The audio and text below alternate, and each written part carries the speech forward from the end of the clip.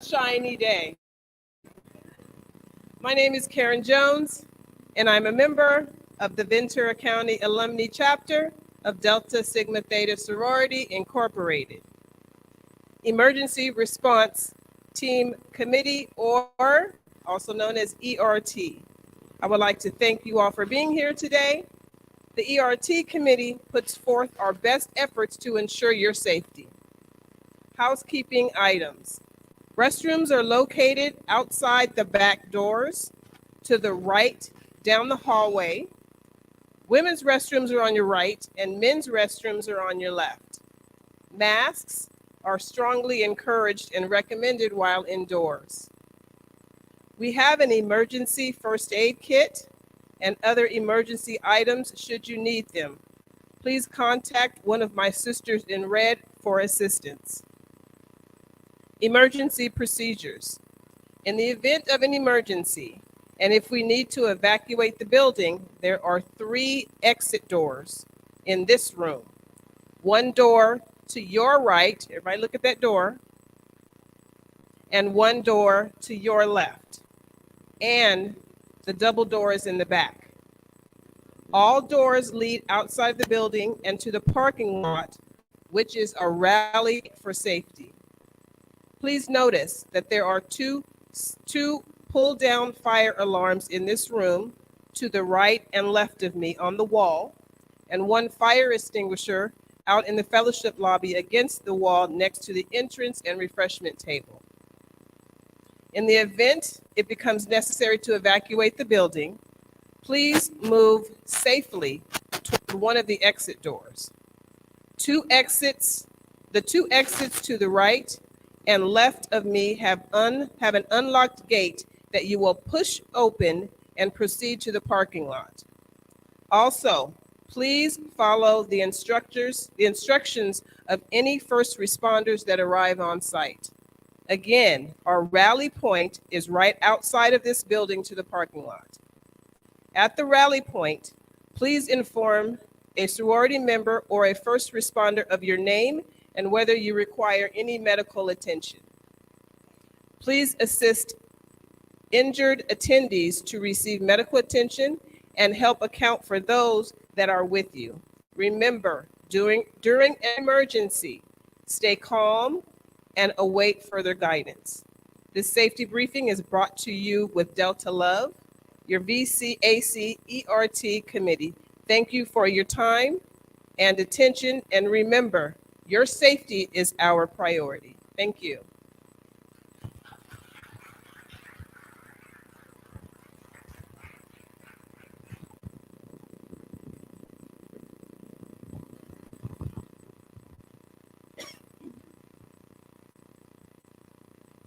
Hello.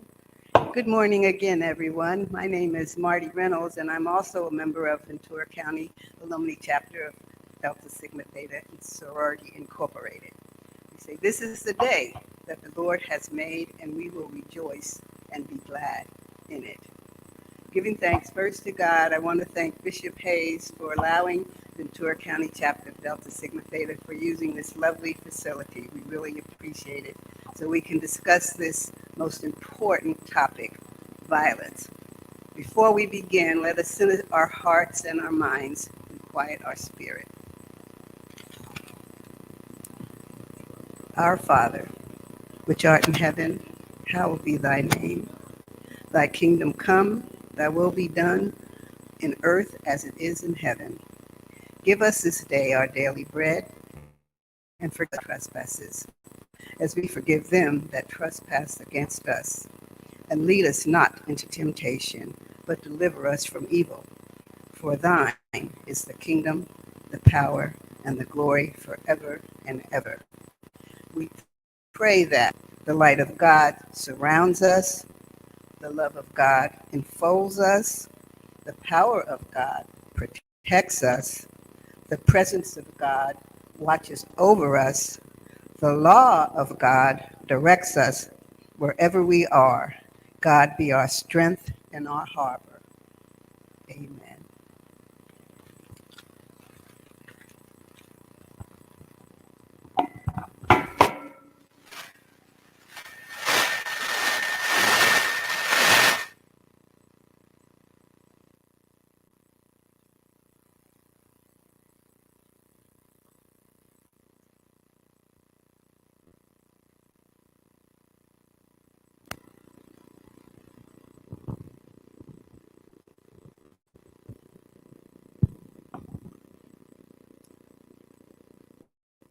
On March 3rd, 1913, literally 110 years ago, almost to the day, there occurred a historic march on Washington, if you will, whose purpose was to bring awareness to the need for women to have equal voice in our America too. The Women's Suffrage March of 1913. Members of Delta Sigma Theta Sorority Incorporated marched in this parade toward equality and women's right to vote as our first act of service. As a newly established organization that was founded on the campus of Howard University in Washington, D.C. on January 13th, 1913. We are an organization founded by 22 college women, and we are now more than over 350,000 women, over 900 chapters nationwide and internationally doing this work. Ventura County Alumnae Chapter continues our service work today here locally. I am Kimberly Thomas Kelly, the chapter president for the Ventura County Alumnae Chapter of Delta Sigma Theta Sorority Incorporated. And I would like to welcome all of you to our Stop the Violence Community Symposium. We are delighted that you are here to listen, learn, share, and contribute in the ways that you are able to today. We have a lot in store for you.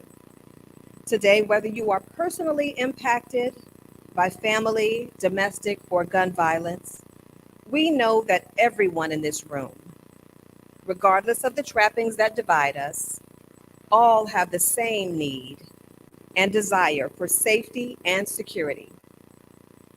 On that level, I ask that we all listen with open hearts and engage in the shared humanity of this epidemic of violence that we all can participate in lessening.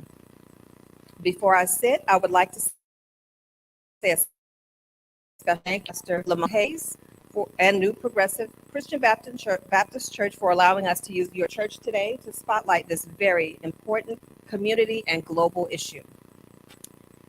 I would also like to thank our Ventura County District Attorney, Eric Nazarenko, for being with us today. We really appreciate that you're here. And all of our speakers today will be introduced and spotlighted as they come. So at this time, I would like to bring to the podium our moderator for our event today, Ms. Lakeisha White.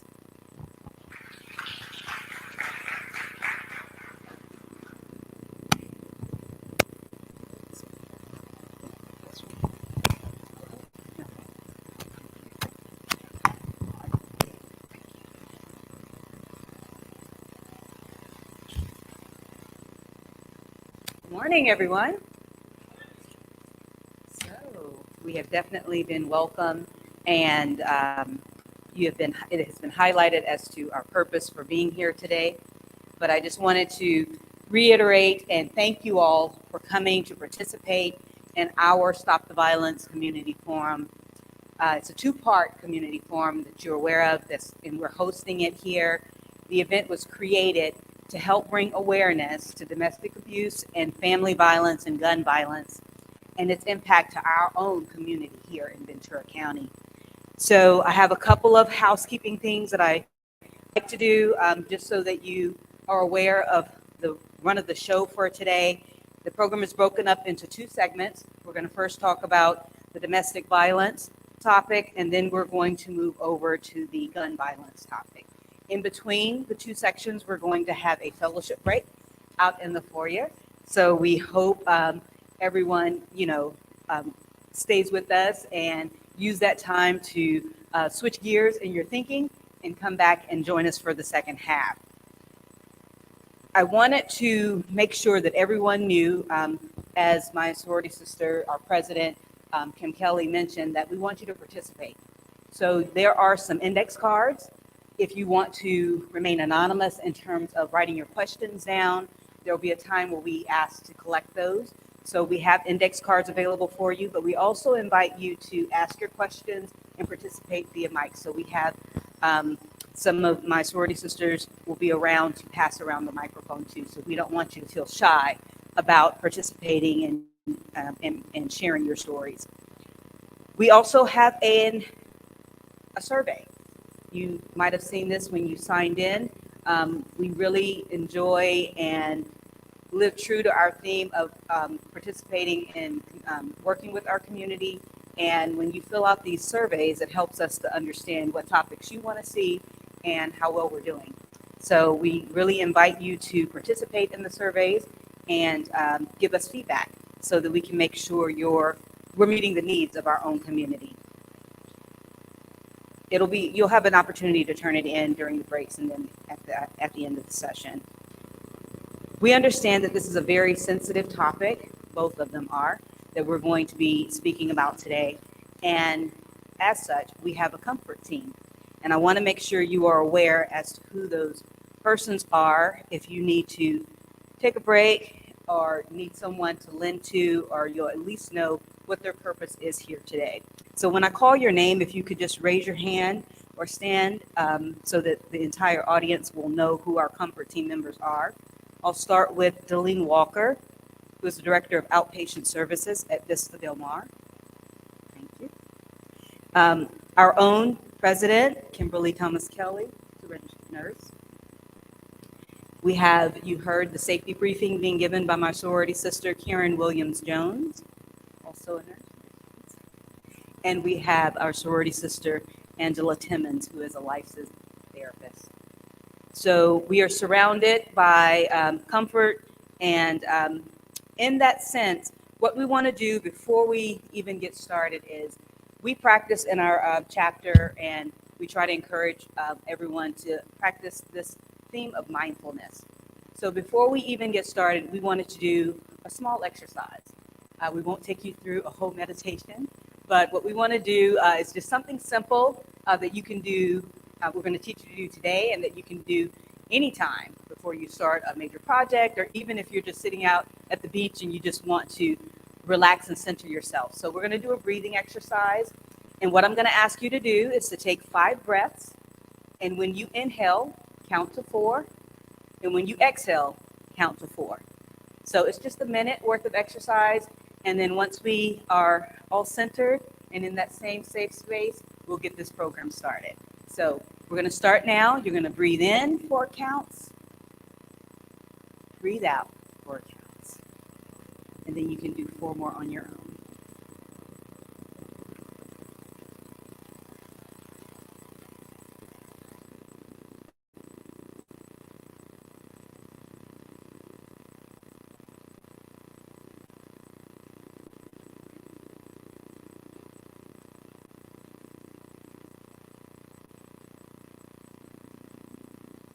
At this time, I'd like to call up my sorority sister, Karen Williams Jones, who is going to introduce our panel of speakers. Thank you.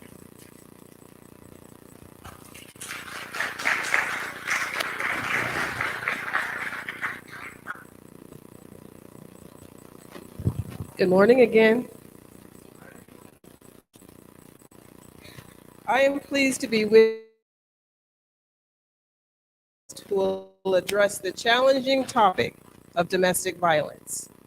Domestic violence, unfortunately, is a common occurrence in the world and a challenging clinical situation. And that's why we are fortunate to have an outstanding panel of professionals with us today. I will introduce everybody, and then after that, they can come up. After I introduce everybody, then they can come up in order of introduction. Our first presenter is Dr. David Batista. Dr. Batista is a PsyD, which means he is in the trenches working with individuals. Currently, he's a clinician with the County of Santa Barbara's Department of Behavioral Health. His previous role included facilitating domestic violence groups for perpetrators, assisting victims of violence, a trainer for domestic violence courses, and member of Association of Batterer Intervention Programs. My coworker, my friend, Mary Claire Bautista, is the wife of Dr. Bautista, and yes, he has quite a list of qualifications and credentials, but I asked her to describe him in one sentence. She said, one sentence? That's kind of tough, but she did say, he is a very intelligent human being, and at the same time, he is a very, very kind man. Our next presenter is Dee Campbell. Mrs. Campbell is a domestic violence survivor who was ready and willing to share her experiences with us today. She was introduced to us by and works in the trenches with Dr. Bautista, and she will share her story and personal experiences and triumphs with us through video. Our third presenter is Deputy District Attorney Stephanie Horlick. Stephanie works with investigators and victim advocates and is ultimately responsible for presenting cases in court and evaluating legal issues that may impact the likelihood of obtaining a conviction. After Attorney Stephanie is Monica Villa. Monica is a senior victim associate at Ventura County Family Justice Center, which facilitates breaking the cycle of violence by providing support and resources for those in need. Our final domestic violence panelist is District Attorney Victim Advocate Jennifer Barbatini. Jennifer works diligently to ensure survivors are heard, their rights are honored, and they are connected to services to help them cope with the trauma. And she will be accompanied by Comet. Comet is a certified facility dog that supports witnesses as they navigate the criminal justice system. Without further ado, please join me in welcoming our panelists in the order of introduction. Thank you.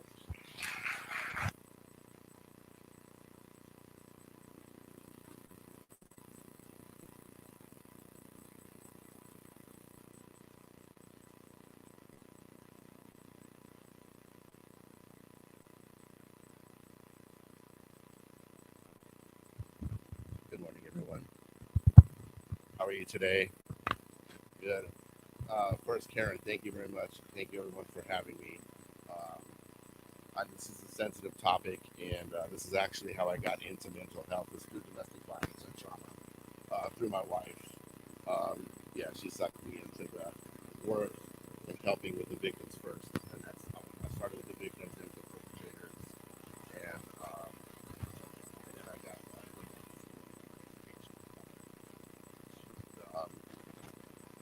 the mental health side of it with the domestic work. So, first question I have.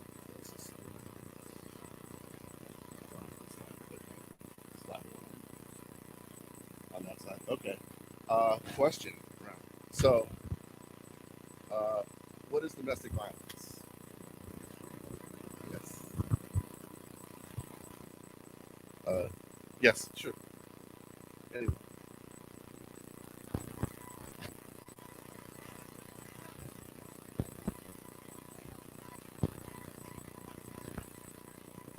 Okay.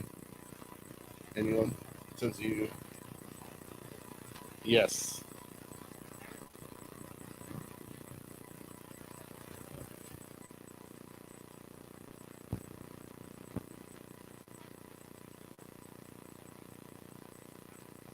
Power and control. Isolation. It can be an isolation. It can be verbal abuse. It can be physical abuse. It can be sexual abuse. It can be financial abuse.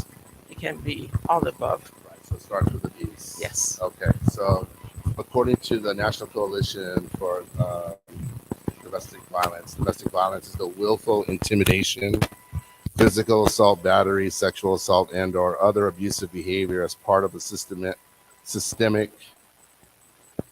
pattern of power and control perpetrated by one intimate partner against another. It includes physical violence, sexual violence, threats, economic and emotional, psychological abuse. Next slide, please.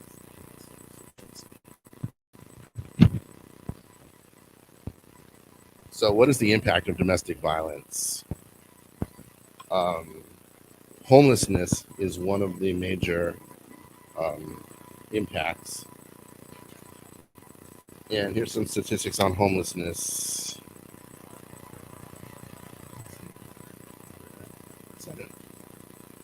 Uh, Slide 4, homelessness. 57% of homeless women and children report domestic violence as their immediate cause of homelessness. 80% of homeless mothers and children experiencing homelessness had previously experienced domestic violence. And that's according to Blue Shield of California. On the mental health, let me go back. I think it's that one, mental health. So mental health, the impact on mental health, intimate partner violence affects survivors differently. Some may exhibit adaptive and resilient responses to abuse, while others may develop psychiatric symptoms. We'll get back to the blaming in a second. Approximately 20% of IPV, intimate partner violence survivors, reported experiencing a new onset of psychiatric disorders such as major depressive disorder, generalized anxiety disorder, and post-traumatic stress disorder, and a wide range of substance use disorders. Survivors often internalize the verbal abuse from their partner. They may blame themselves for their situation, experience fear, as well as anger and resentment toward themselves. Chronic abuse may result in compulsive and obsessive behaviors that lead to self-destruction or suicide. That's according to the American Psychiatric Association. And that is, as a clinician, that's one of the major things that I see in my clinic as a clinician is they may come in for depression or they may come in for anxiety, but at the root of it, when I do a little bit more delving into it, it's usually trauma and violence. Decay of the nuclear family. This is kind of something that I've, in my research, this is what I found. Eric, what would does that ring a bell, or does that familiar to you? The decay of family due to violence. It's a disintegration of the family as a unit, incarceration, increased transiency risk, substance abuse, mental health disorder, all of which separate loved ones from one another. Yes. Thank you, Eric. And I am an intergenerational therapist, which means I study generation to generation. And we look at things that bring families together and things that take families apart. And of course, violence and trauma is what separates families. Huge impact. And can I have the next slide, please? Statistics. In the United States, more than 10 million adults experience domestic violence annually. 1 in 4 women and 1 in 10 men experience violence, physical violence, and or stalking by an intimate partner during their lifetime. Next slide, please. And the next slide, interventions. So this is where I came in. Interventions in the past. I met many perpetrators through the courts systems and through hospitals is where we met the victims. The tools that we were given at the time, the Duluth model, which was a model of curriculum, basically worked the male offenders, and it's from Duluth, which was in Minnesota, which was basically it was Caucasian-centered males and their spouses. So it was based on feminist theory also, which is based on fairness for all. So that's what we had to work with. We had the power and control wheel. Next slide, please.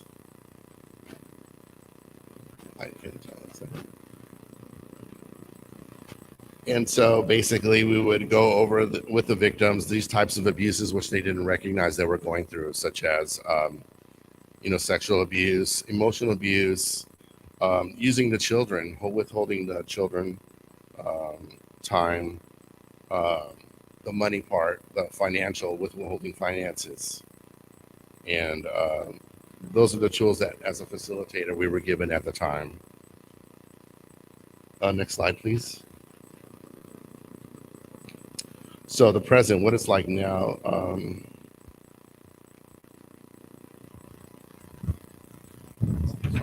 Sorry, let's see. So today, the state of the fields, weapons and violence is huge. So an abuser's access to the firearm increases the risk of intimate partner femicide by 400%. Intimate partner violence is most common against women between the ages of 18 and 24. 19% of intimate partner violence involves a weapon. In legislation, one prevention measure that can facilitate a decrease in firearm violence is participation in firearm awareness and safety courses. This is a resource that educators can provide for both school-aged children as well as their families, and as significant prevention efforts are needed to prevent firearm violence among adults. And from that, what we noticed, as Claire and myself, that there was an update, which we really pushed for once upon a time, for the update of the temporary restraining order, which would allow law enforcement a little bit more rights. And I guess you guys will speak to that in the next section of being able to secure weapons that might be in the home of a domestic violent call. Up in Santa Barbara, that does happen more frequently because we do, I don't know why, but we have a lot of weapons in homes. At one instance of a mother that had a weapon in a laundry basket with her 10-year-old son and had a psychotic episode. So it's important to, this was a big play for us to be able to help that situation. Next slide, please. Our role as healthcare providers. Oh, is that there's a sample of the restraining order, and you'll see the section 7 is that's the part pertaining to guns and weapons in the home. Our role as healthcare providers. Next slide, please. Our role as healthcare providers. Thankfully, nurses and other providers, we see the person as multidimensional. When we interview them or when we assess them, we look at their functional impairments, housing, legal troubles. We look at all their dimensions and their life domains. So we want to continue to do that and continue to assess for violence. And it doesn't matter who you meet, whatever they come in for. If they come in to me for anxiety, I still want to know, as far as like their relations, are they having those difficulties? And a lot of them do escalate, especially if there's substance abuse involved. Provide a safe environment. You've already spoken to that. Identify violence and flag it and communicate it. Oftentimes that we'll find a problem with violence in the home, but we won't communicate or escalate that, and it doesn't go any farther than us. So I'll give you an example. Psychiatrists that I work with, they may uncover some violence that someone will talk to them about, but they won't tell the rest of the team. So we can't act on it. We don't know until something happens, till we get an actual event. Consulting. Consult with your colleagues and debriefing. Debriefing to avoid vicarious trauma. A lot of us don't take care of ourselves after we're hearing these horrible events that we're seeing. A child is going through this.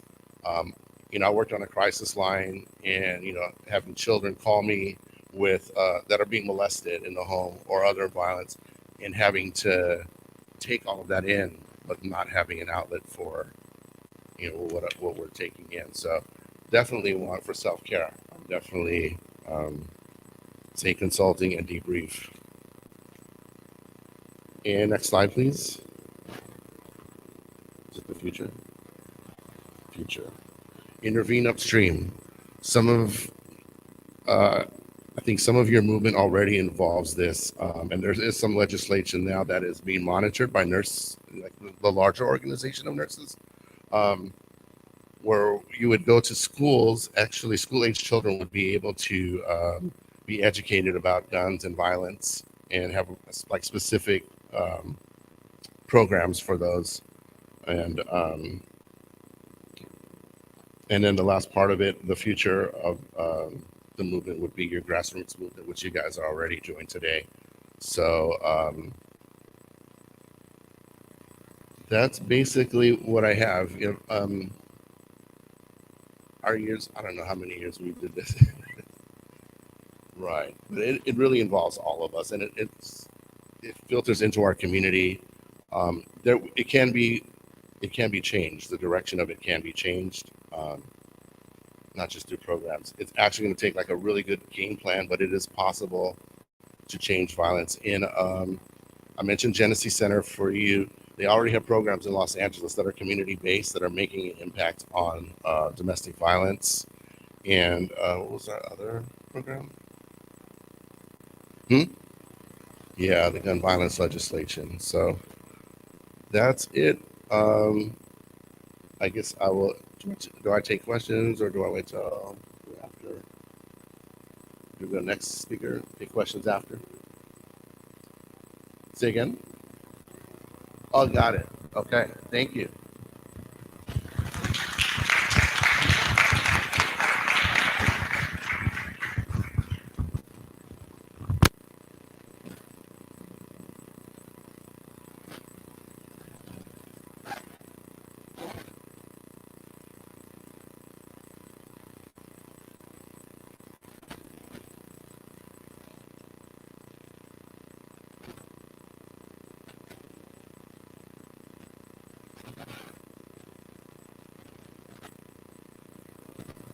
So the reason I'm sending you this video is because I'm a abuse survivor. I've come a long way. I'm now a registered nurse. I work for behavioral wellness with Dr. David. And so my story started a long time ago. I was always low on self-confidence. I didn't think I had anything that was worth anything. Always had low self-esteem, always strove to be better. And then I met my ex-husband who just praised me and lifted me up and made me feel like I was something and made me feel wonderful about myself. Then came the time where he slowly ripped the floor out from underneath me, as I would say, and made me lower and less self-esteem than I ever thought I would be. I always said no man is ever going to hit me. But of course, George started hitting, and I was afraid to get away. I didn't make a whole lot of money. We now had 2 children. He never hit me in the face in the beginning because he didn't want my mom or my dad to see. And so I would have abuse on the arms and the stomach, the legs, however, the back. And every once in a while, mom would see a bruise on my arm and she'd go, "Hey, are you okay?" And I'm like, "Oh, yeah, I'm fine." I just bumped it, banged it. We were working, whatever excuse I could come up with. Then we went and I called the police one time, and my mom and dad weren't home at the time. And the police showed up, and I said, "Oh, no, I'm sorry. I shouldn't have called you guys. We're okay." And then it got worse because I called the police. And it was not just physical abuse, it was emotional, it was mental, it was verbal. However he could tear me apart, he did.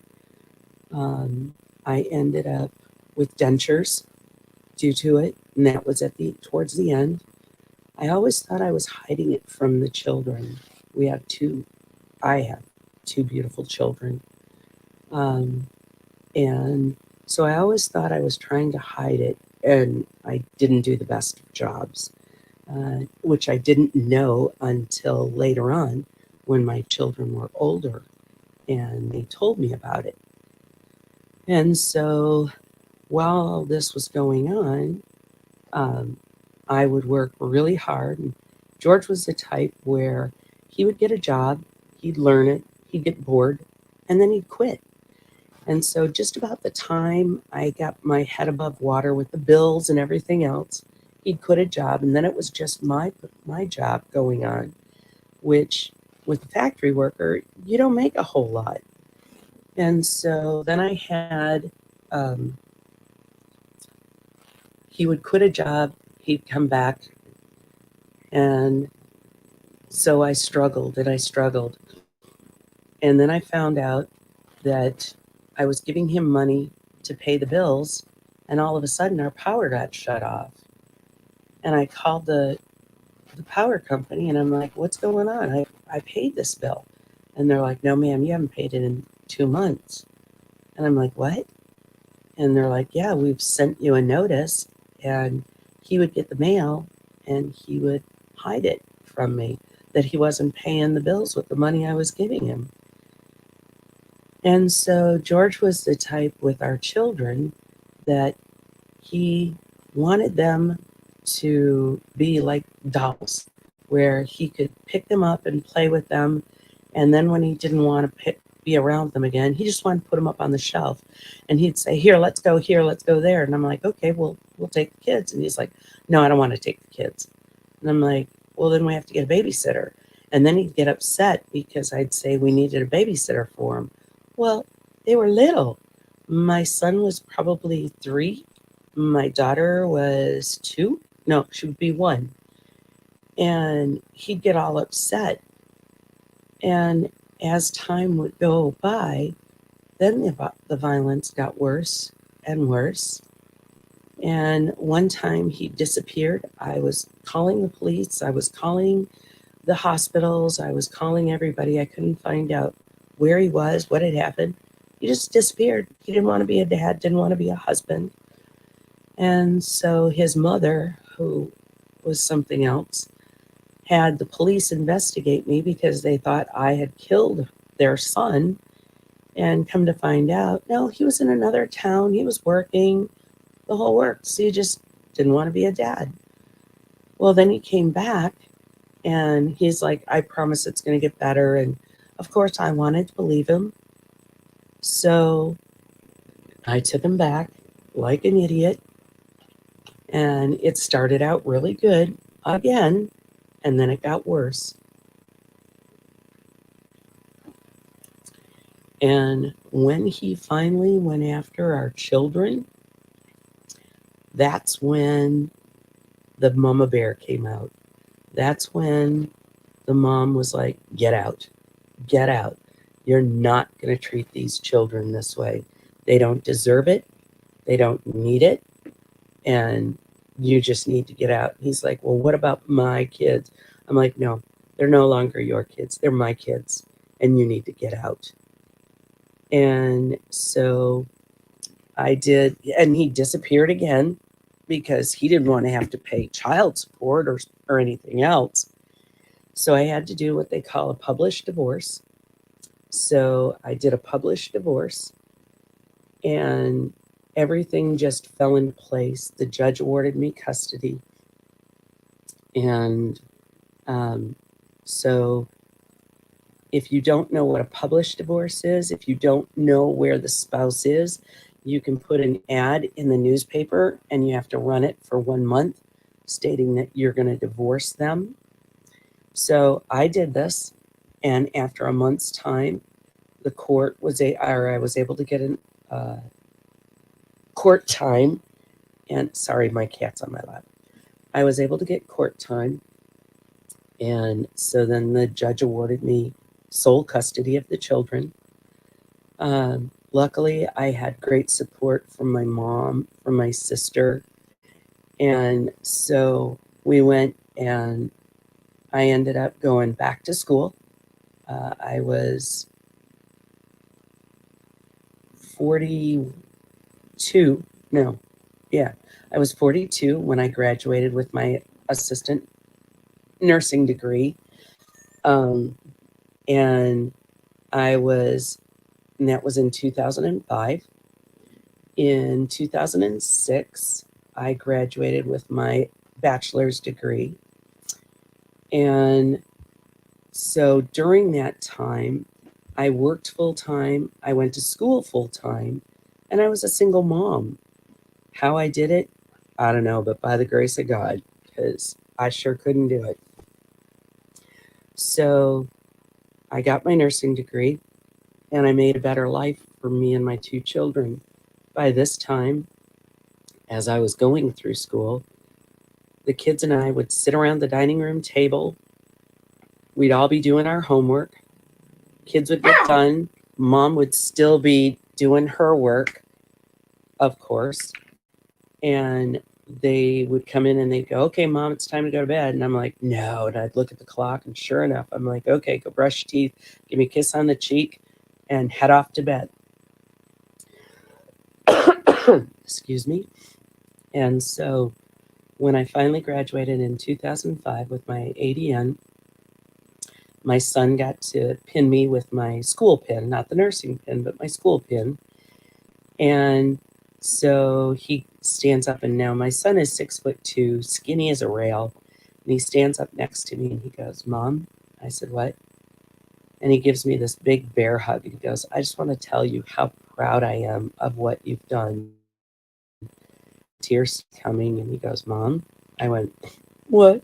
And he's like, don't cry. I'm like, I already am. It's too late. And he goes, Mom? I'm like, what? He said, don't get my shirt wet. I went, it's too late. It's already wet. And he just hugged me tighter. And my daughter gave me all kinds of hugs. When we went through our nursing program,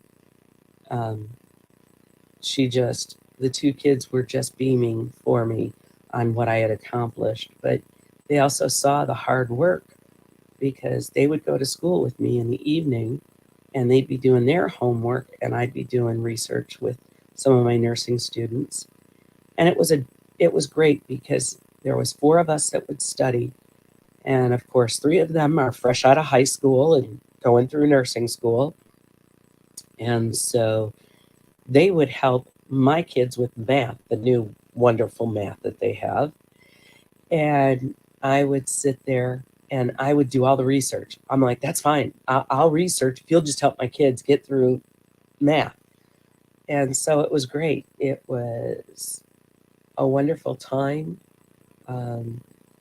I got my nursing degree, and I'm really proud of what I've accomplished. And yeah, there's still times that I'm concerned and worried, and my self-esteem isn't always the best. But it's wonderful.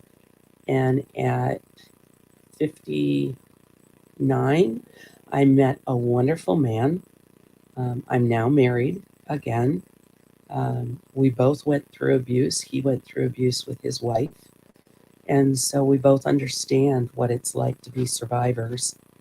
And life is great and wonderful. And I have about 3 to 4 more years, and I'm going to retire and spend out my life with this wonderful man.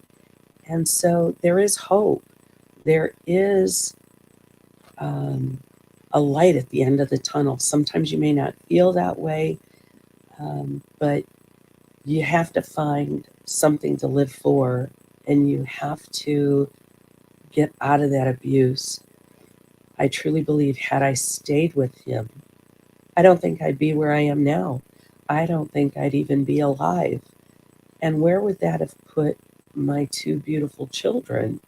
You know, my daughter's going to be 32 this year. My son's going to be 34. They both have wonderful spouses. And so I just thank the powers that be, whether you believe in God, Yahweh, Buddha, whoever, that without their support, their guidance, their strength, I don't think I would have walked away from my marriage, because my parents were married for 53 years before we lost my dad. They were starting on their 54th year of marriage. And so they still held hands. They still sat next to each other. They still hugged each other.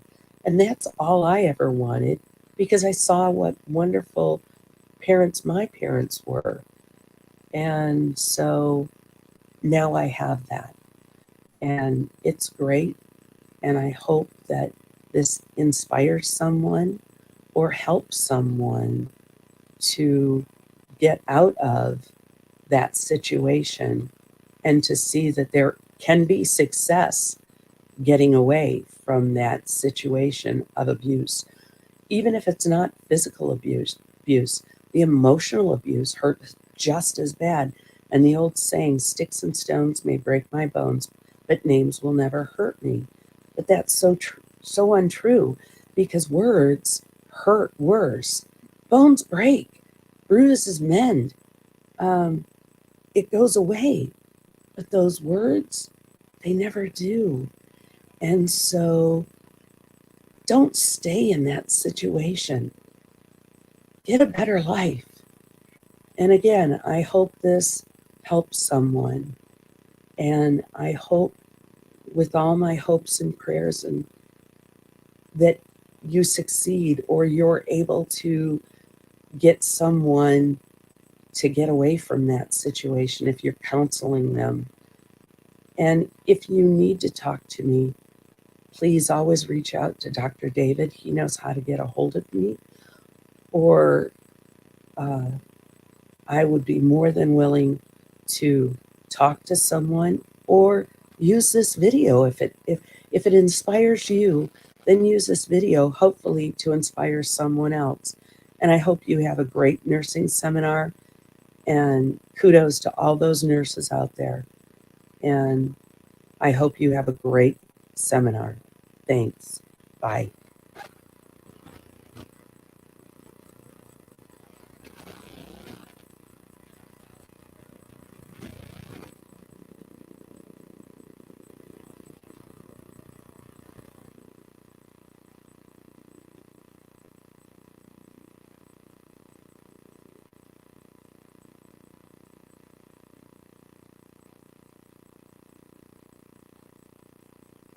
Can you hear me better? All right, excellent. So my name is Stephanie Horlick. I'm a deputy district attorney. I work at the Ventura County District Attorney's Office in the domestic violence unit. So I am, before I begin telling you about what I do for a living, I do want to say that it is an honor and a pleasure to be with you today. Communicating with the public and bridging that gap between what I do and communicating with you personally. It's a big honor for me, so I just wanted to mention that before I begin. But for, could you hear me if I don't use the mic? With the mic. Okay, better with mic. Okay, so just to share a little bit about our unit is made up of 8 deputy district attorneys. They are incredible, work very hard for the community, and 1 fantastic supervisor. The unit handles domestic violence, anything from a misdemeanor to a felony, and each of us have about 70 to 100 cases each. So we also, aside from domestic violence, we also handle child abuse cases. So to give you just a background on, or just some information on what happens, how do we do what we do? So we are what's unique about our unit is that we are a vertical unit. What that means is that we get the case, we as a DA get the case at the very inception. So once a case comes in from the agency, the police reports come in, that DA that reviews that case will hold on to the case from beginning to end, which is unique, and not the case in every single one of our units in our office. So I really appreciate that, because I get to speak to the investigators in the case at the inception of the case. I get to know my victim right at the very beginning, have that communication with my victim at the beginning and throughout the prosecutorial process. So unless I leave the unit, move to another unit, I will be with that victim and with the witnesses from beginning to end. So I think that that makes this unit a little bit different and special from other units in the office. So as I mentioned earlier, we handle domestic violence, anything stemming between spouses, people in dating relationships,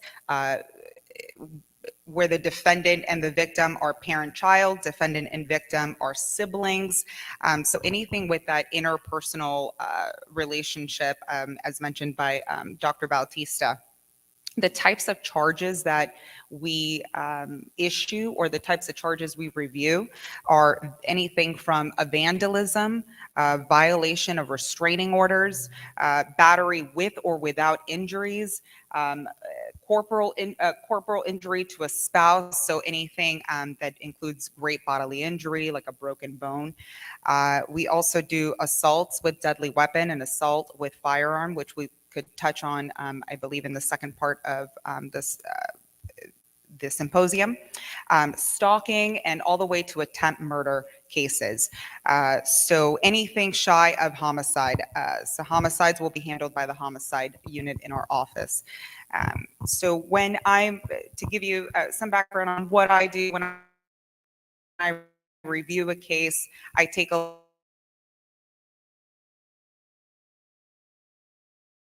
in a case are, do I have any witnesses? Of course, that's difficult because this happens in the home and that usually doesn't happen in the presence of other people. But I look for, are there other witnesses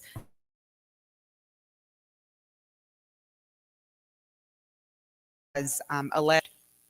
And any other information that can help me prove the case. When I decide that the case can be proven beyond a reasonable doubt, I issue those charges and I contact the victim. In contacting the victim, I introduce myself as the prosecutor in the case, and we also connect them with a victim advocate like Monica Villa, and she'll touch on what that side of what victim advocacy and what that entails. But we like to get right in there with the victim and make sure that they know. And this happens with the cases we issue and also with the cases that we do not issue. Because oftentimes I receive a case and I believe the victim, I know it happened, but I cannot prove it. And that doesn't mean that that victim doesn't need assistance and help. So we do still connect with the victims that we're not able to proceed with filing formal charges against the defendant, but we still offer services and help those victims in need. So after contacting the victim, a victim advocate is assigned, and we get right on getting a protective order in place for this victim. So if the defendant is not in custody, we want to make sure, whether or not they're in custody or not, we make sure that they have a protective order in place, an order from the court saying that this person can have no contact with that victim. So after what happens next, like I said, the DA that's assigned to that case will be with that victim and the witnesses in this case throughout the entire prosecutorial process. So the DAs are present for arraignment. We're present to argue anything bail related. So whether it's us arguing that this defendant is so dangerous to the victim, they should not be released to the community, or so dangerous to themselves or others, they should not be released. We're there making those arguments in court. After bail review, depending on the case, whether it's a misdemeanor or a felony, there might be a preliminary hearing in which the victim testifies. And of course, that can be a very traumatizing, re-traumatizing, a very scary experience for our victims. So we do, to the best of my ability, beforehand, I will have them come in to the courtroom even before that hearing so that they can become familiar with where am I going to be testifying. Oftentimes our victims have never been through the prosecutorial process before, and it's all so new, and it's taken them so many steps to get to where they are, to the point where they finally told someone, or they finally said something, they finally called law enforcement for help. So it is a very scary thing. So being very present, I've done other types of cases before, and the level of involvement with the community and the level of involvement with that victim is so different than it is for other cases. So even just showing them the courtroom, come in and testify, they know, okay, I've been here before, I know the judge is going to sit there, the prosecutor is going to sit here, defense counsel, the defendant, I'm going to see him again. He's going to be there. So that's incredibly helpful for them. So we, of course, have the preliminary hearing if it's a felony matter. And then, of course, if it moves forward and into a jury trial, we handle the jury trials as well. Even post jury trial, had a conversation with a victim just yesterday who was asking about sentencing, how long the defendant was going to be in custody, and parole release, when they were going to get released, because it is something that they worry about still. And so we were able to let her know he's going to be released on such and such date. What is possible, he's going to be released on such and such date. And how can we help you feel safe at this time? So the worries don't stop there. And so in any way that, and victim advocates are incredibly helpful. And, I won't touch on that because, we do have someone here with more knowledge on that side of what we do. But just to give you kind of a preview of what it looks like when I get that case and how when my team gets that case. But of course, if you have any questions, I'm more than happy to answer them. But just to give you some information on that. So I'll hand it over to, I believe it's Monica Villa's next. So thank you.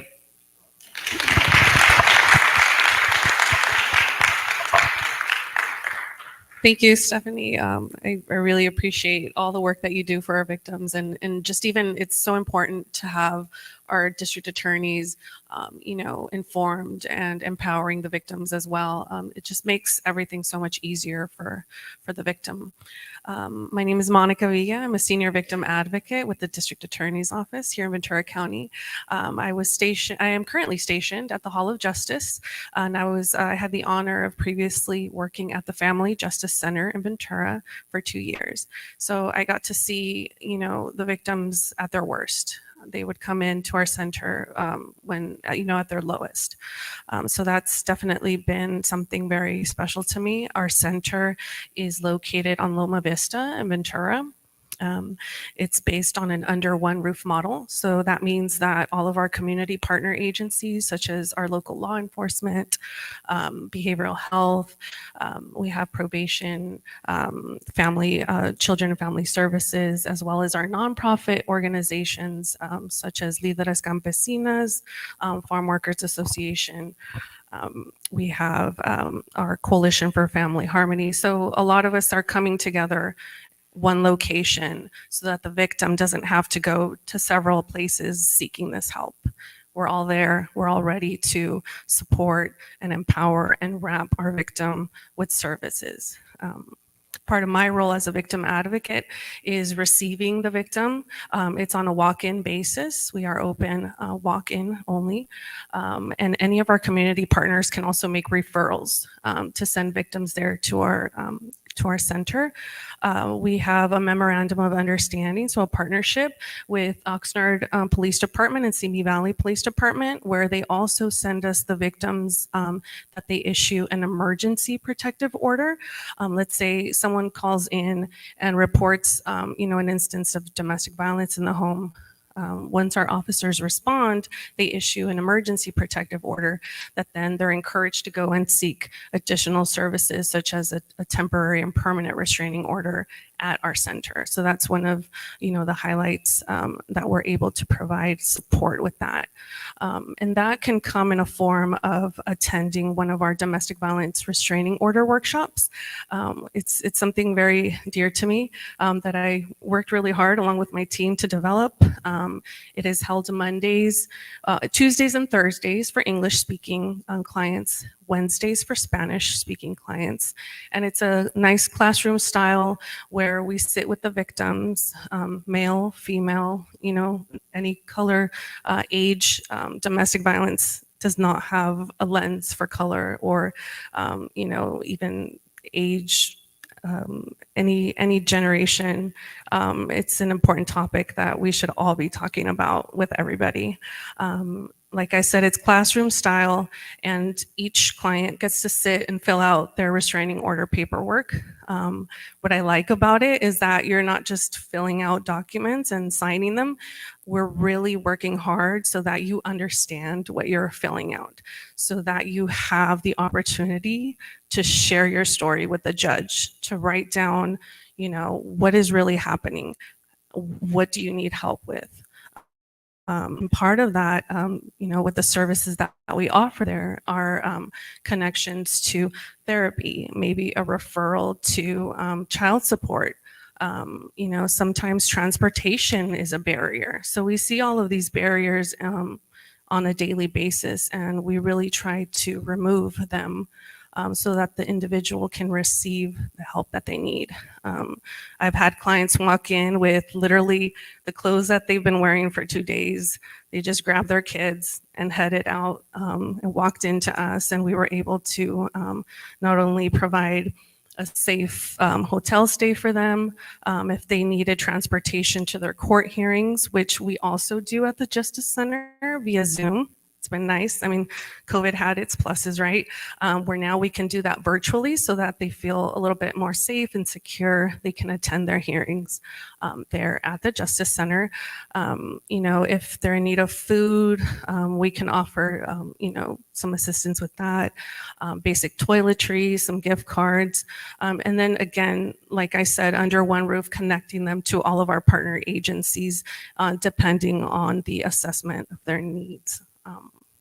And it's just a really special place. I hold it dear in my heart because like I said, I get to see the victim when they're at their worst. And what's very fulfilling to me is when I get to, see them succeed after they've been at their worst. When we've connected them to services and they come back and they say, hey, that really helped me. You gave me that little grain of hope where I took it and I really just utilized the services that you guys gave me, and look at me now. I've had parents that their domestic aggressor was the sole, provider. They weren't allowed to work. They weren't allowed to have a bank account. And so watching them come back and say, hey, I'm manager at this bank now, or I went back to school, and just seeing that light return to them is very fulfilling for me. I would say also, when I get male victims of domestic violence, being able to validate them and tell them, yes, you are a victim and it's okay. So it's really important that we have those conversations in our community where, we're not, the toxic masculinity is not, overtaking their ability to go in and seek help. So that's also important, that we include our men and our young boys as well. And then just lastly, seeing a victim that called in, right? Because they all come in different stages. Some are pre-contemplative where I know I need the help, but I don't know where to go, or I don't know where to start. I don't have a job. Who's going to take care of the kids? There's so many factors, right? So watching them make that initial call or even step into the center and chat with us as advocates when we sit down with them during intake, it's really fulfilling when they leave. They're missing for like a month or two because they changed their mind, or they got pulled back into that cycle of domestic violence where the promises are being made. I'm going to change. I promise it's not going to happen again. I love you, which is considered our honeymoon stage. And then they leave and they come back and they say, okay, now I'm ready. But then they never show up to their appointment. And then maybe a month later, here they come again, and it's just really important for us to not make any judgments and to leave that open door for them so that they know, okay, even if you're not ready right now, the door is always open. I'm still going to be here for when you're ready. We're going to make this happen, right? So I've had clients come back maybe 3 to 4 times, And it was exciting to finally see one of my clients sit down and come back to one of our workshops, fill out her domestic violence restraining order, get her restraining order, and we connected her with services, and now she's doing great. So you never know. It might not be you today, might not be you tomorrow. It could be a friend, it could be a family member. So just knowing that that resource is available and sharing it within our community is important. So I'm very fortunate to be part of that. And our other presenter, Jennifer, she's going to tell you guys a little bit about what we do at the district attorney's office. Thank you.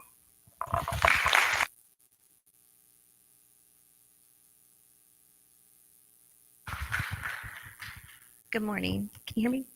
My name is Jennifer Barbatini. I'm a supervising victim advocate at the district attorney's office. I am also our program facilitator for our courthouse dog program.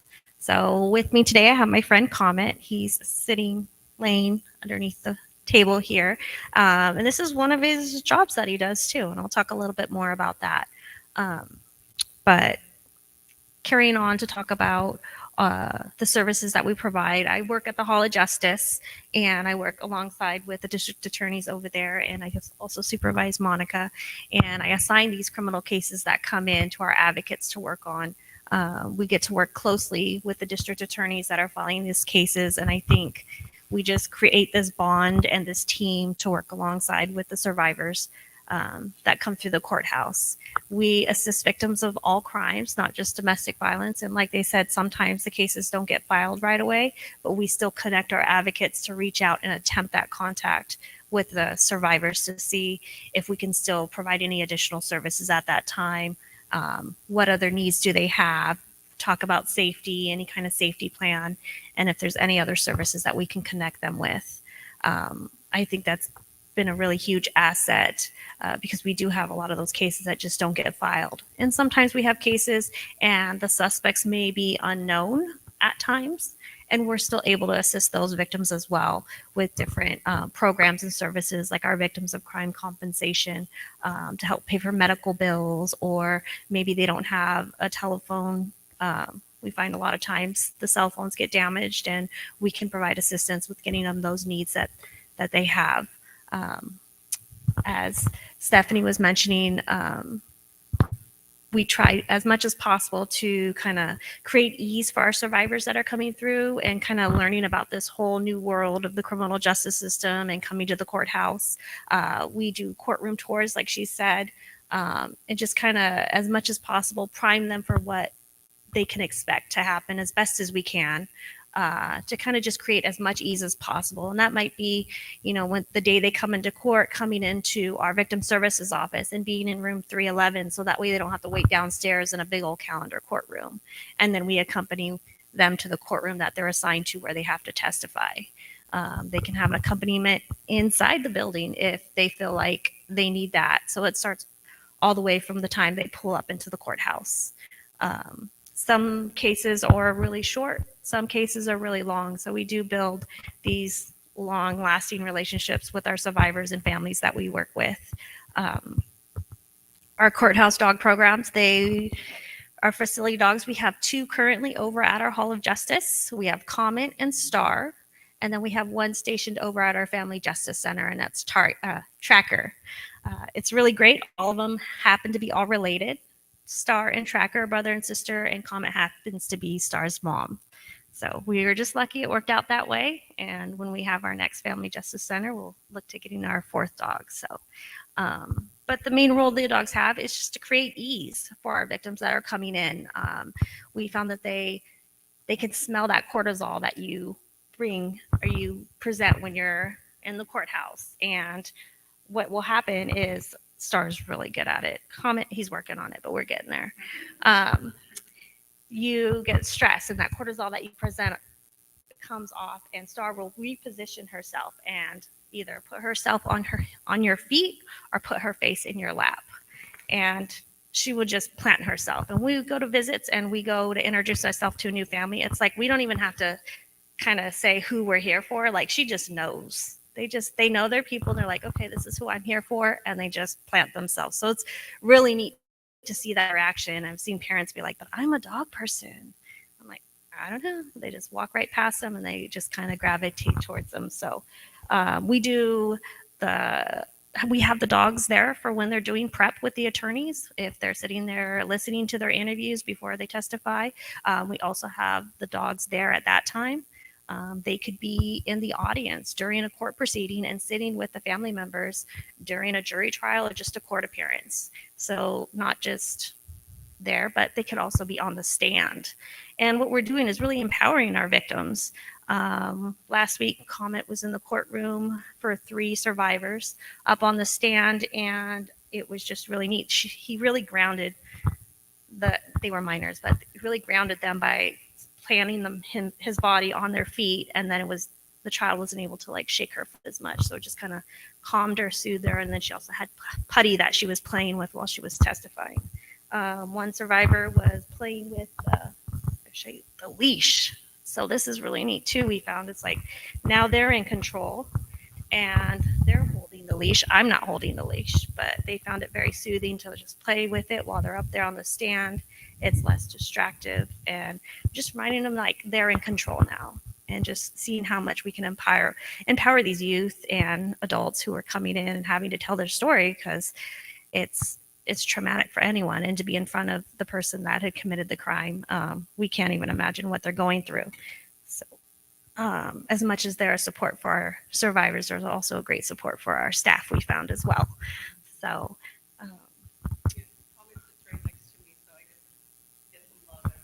yeah. Also at the Hall of Justice, we really work on informing our victims and survivors of their Marcy's rights, not just informing them of them, but really understanding what they are and helping them empower and utilize those rights, and what that looks like in a courtroom if they want to address the court at a bail hearing, keeping them informed step by step of what's going to happen, making sure they're set up for notification if the defendant's going to get released from custody. We're always there as that go-to person, and also to answer any questions immediately. If the DA is in court, we're like a good liaison, quick liaison for the DA, so they can do what they need to do. But then we're also there as a support as well to just kind of answer any questions they have and get back or making any appointments. Think of anything else, Monica? Yeah. One of the other things too I wanted to say, at our Family Justice Center, every year we send campers to Camp Hope.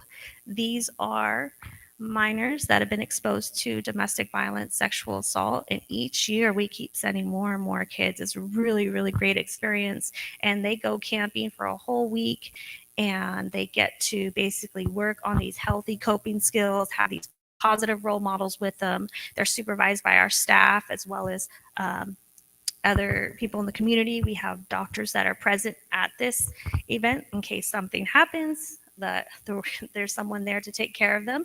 We also did have Tracker participate last year, and he got to go out to camp with the kids and had a fun time. So I think moving forward, we'll definitely be having one of our facility dogs out there for that program.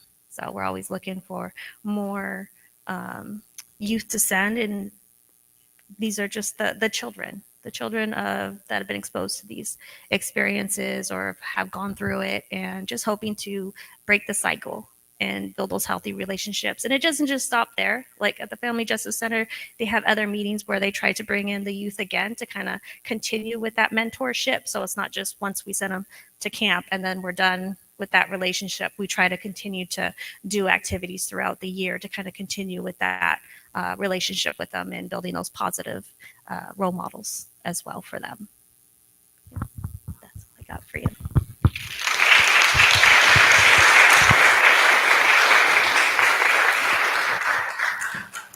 So we want to thank you. Let's give all of our panelists another round of applause.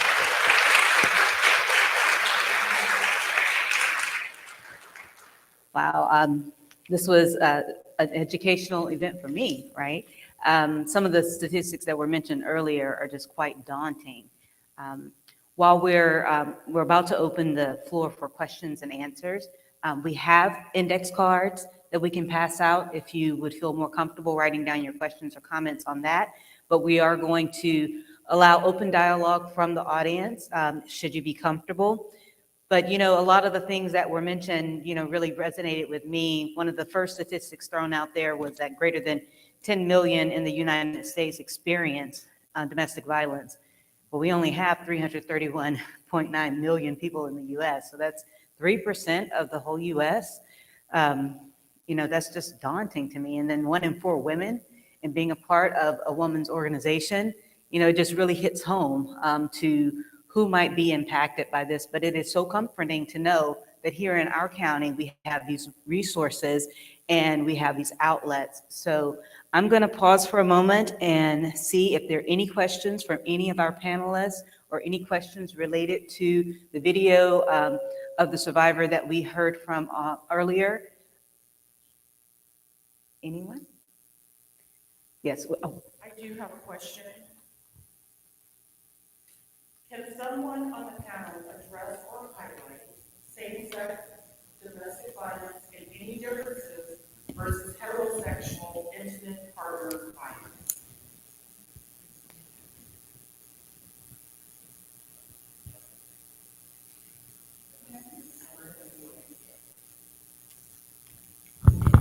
So I do see same-sex, from my experience, and I'll have victim advocates speak on it as well. But from my experience, the cases that I review, I don't review them any differently, and the issues are no different. So it's not,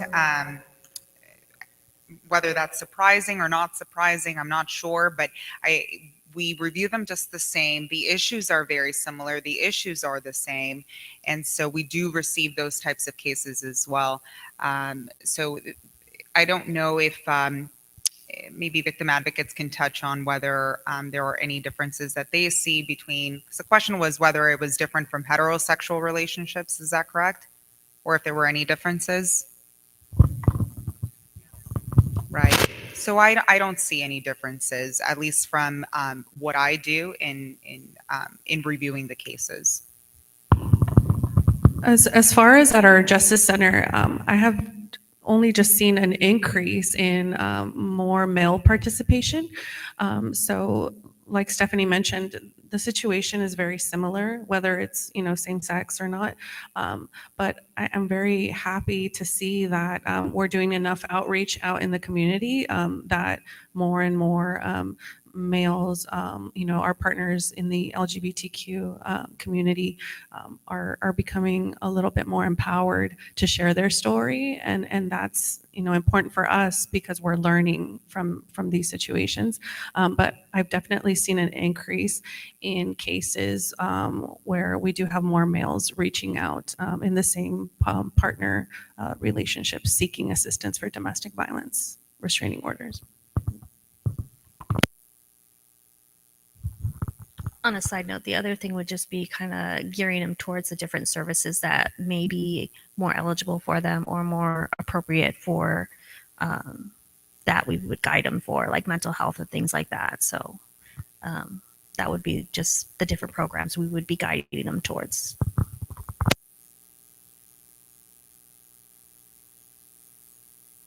There's some cultural issues there. I don't have the statistics. I don't recall. It's been some years, but as I recall, the same-sex violence, it seemed to be more there was more severity in the violence. I don't recall the statistic. Also, the reporting, there's less reporting, and in the services. So like in Santa Barbara, all we have is really Pacific Pride. We don't really have a place for them to go once they come in through me. I'm in mental health, but there's not really, there aren't those services to provide it, the LGBTQ community.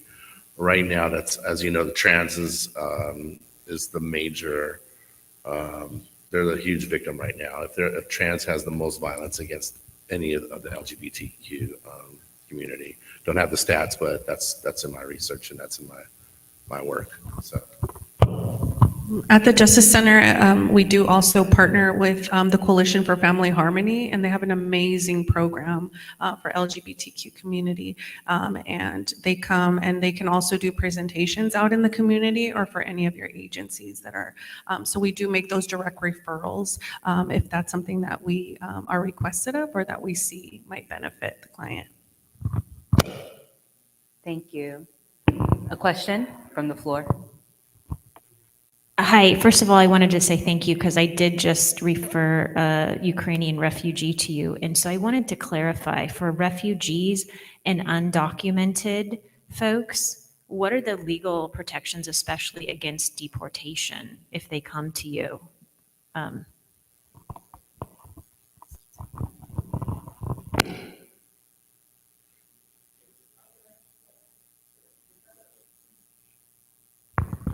So we do on occasion receive, let's say, a victim that's undocumented or a defendant that's undocumented. That is not something that we ask for. So there's never the time, unless they volunteer that information. And even when they volunteer it, it is irrelevant in the criminal and they're represented just the same. So one difference that I will say is that when we have a defendant who's undocumented, then the defense attorney will request in what they call an immigration safe plea. So oftentimes, as an example, what that might look like is they violated a restraining order, let's say. The defendant violated a restraining order, however, he's undocumented. That penal code that we normally charge would have, what they need to show, defense needs to show, is that it would impact their status. And when they alert us of that, it is our duty as prosecutors to consider it. So what does that mean? We take a look at the documentation that they send over, letting us know, hey, this is the way it's going to impact their status. Is there an alternative charge that we can do that won't impact their status, but will have the same effect in the criminal side? So they'll still do the same jail time. They'll still do the same probation, but it's just the difference in the charge. And if there is an alternative charge that we can do that reflects the conduct, which is important because I cannot legally have them accept fault for a charge that doesn't reflect what they did. Correct? So as long as there's an alternative charge, then most all the time we will go with that alternative charge so it doesn't impact their status, but they are still accountable for what they did on the criminal side and still facing the repercussions for what they did. So that's how that comes into play in what I do. As far as our victims go, again, we don't question, even in court, we don't question this. This doesn't come up. It's actually something we cannot do. We cannot question someone's status on the stand. We cannot mention their status in sentencing when it comes to a defendant. So it's something that while it does come up, it comes up voluntarily by the victim or by the defense, just putting us on alert that there is this other element to everything that's going on. And you know, for victims, I think maybe victim advocates will touch on U visas and that sort of thing. I don't handle any of that, but just from what I do, that's as far as it'll go. So I hope that answers the question, at least on the DA side. At our Family Justice Center, like Stephanie mentioned, during our intake process, we don't ask that question either. So it's either like by referral that we find out or, you know, they disclose.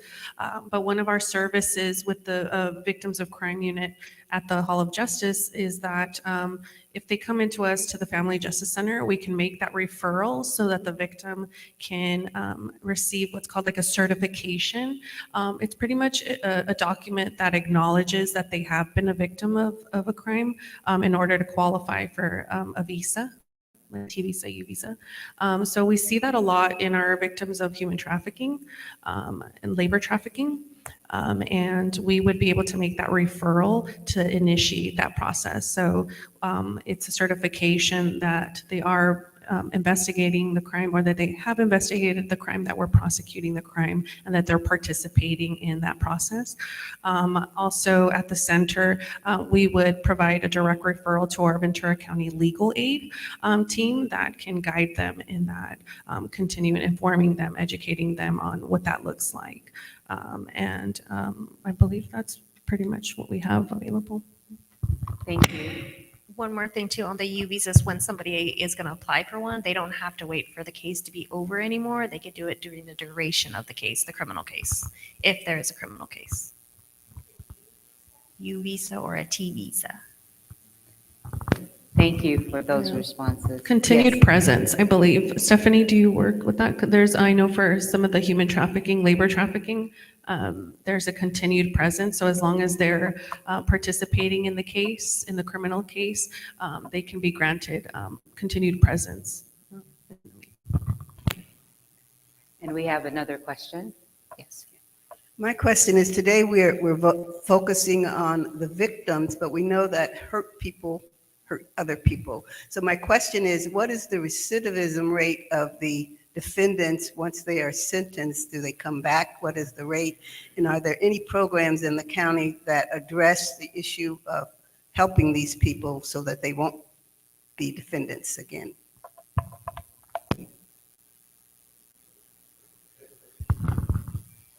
So, thank you for that question. Yeah, many. I started working with the victims first, and my wife was a program coordinator for a domestic violence shelter in Los Angeles. So that's how I got involved. Then I became, after helping the victims, and I started helping the perpetrators running the programs.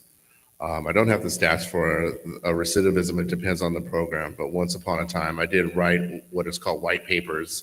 And these are papers that inform legislation, our legislators up in Sacramento, about these topics. So I did do a whole paper. And from that came programs such as Justice Alliance, which kind of, and it depends on venue, on how they monitor these cases.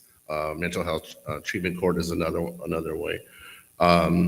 So these are the programs that we have in place to monitor and help the perpetrators of violence. Like I said, I don't know the statistics. I don't know the recidivism. In my particular county, what I do is I also advise all the judges have, I won't say they ask for advice, but we talk about these cases. And I also work to revamp this whole program. So, and that's what I'm doing in Santa Barbara. Right now I'm doing a program improvement for the perpetrators of crimes, and especially when they have substance use. They're complex cases. So, can't tell you what the stats are at the moment. Don't have that handy, but these are the programs that are Mental Health Treatment Court, Justice Alliance. Those are just a couple of examples. Thank you for that response. We're going to take one more question from the floor and proceed with the guests, please. Thank you. My question is for, during COVID, everyone was on lockdown. So how did that advocacy change on all ends, and what's something that you all have learned that you can maybe take into the future?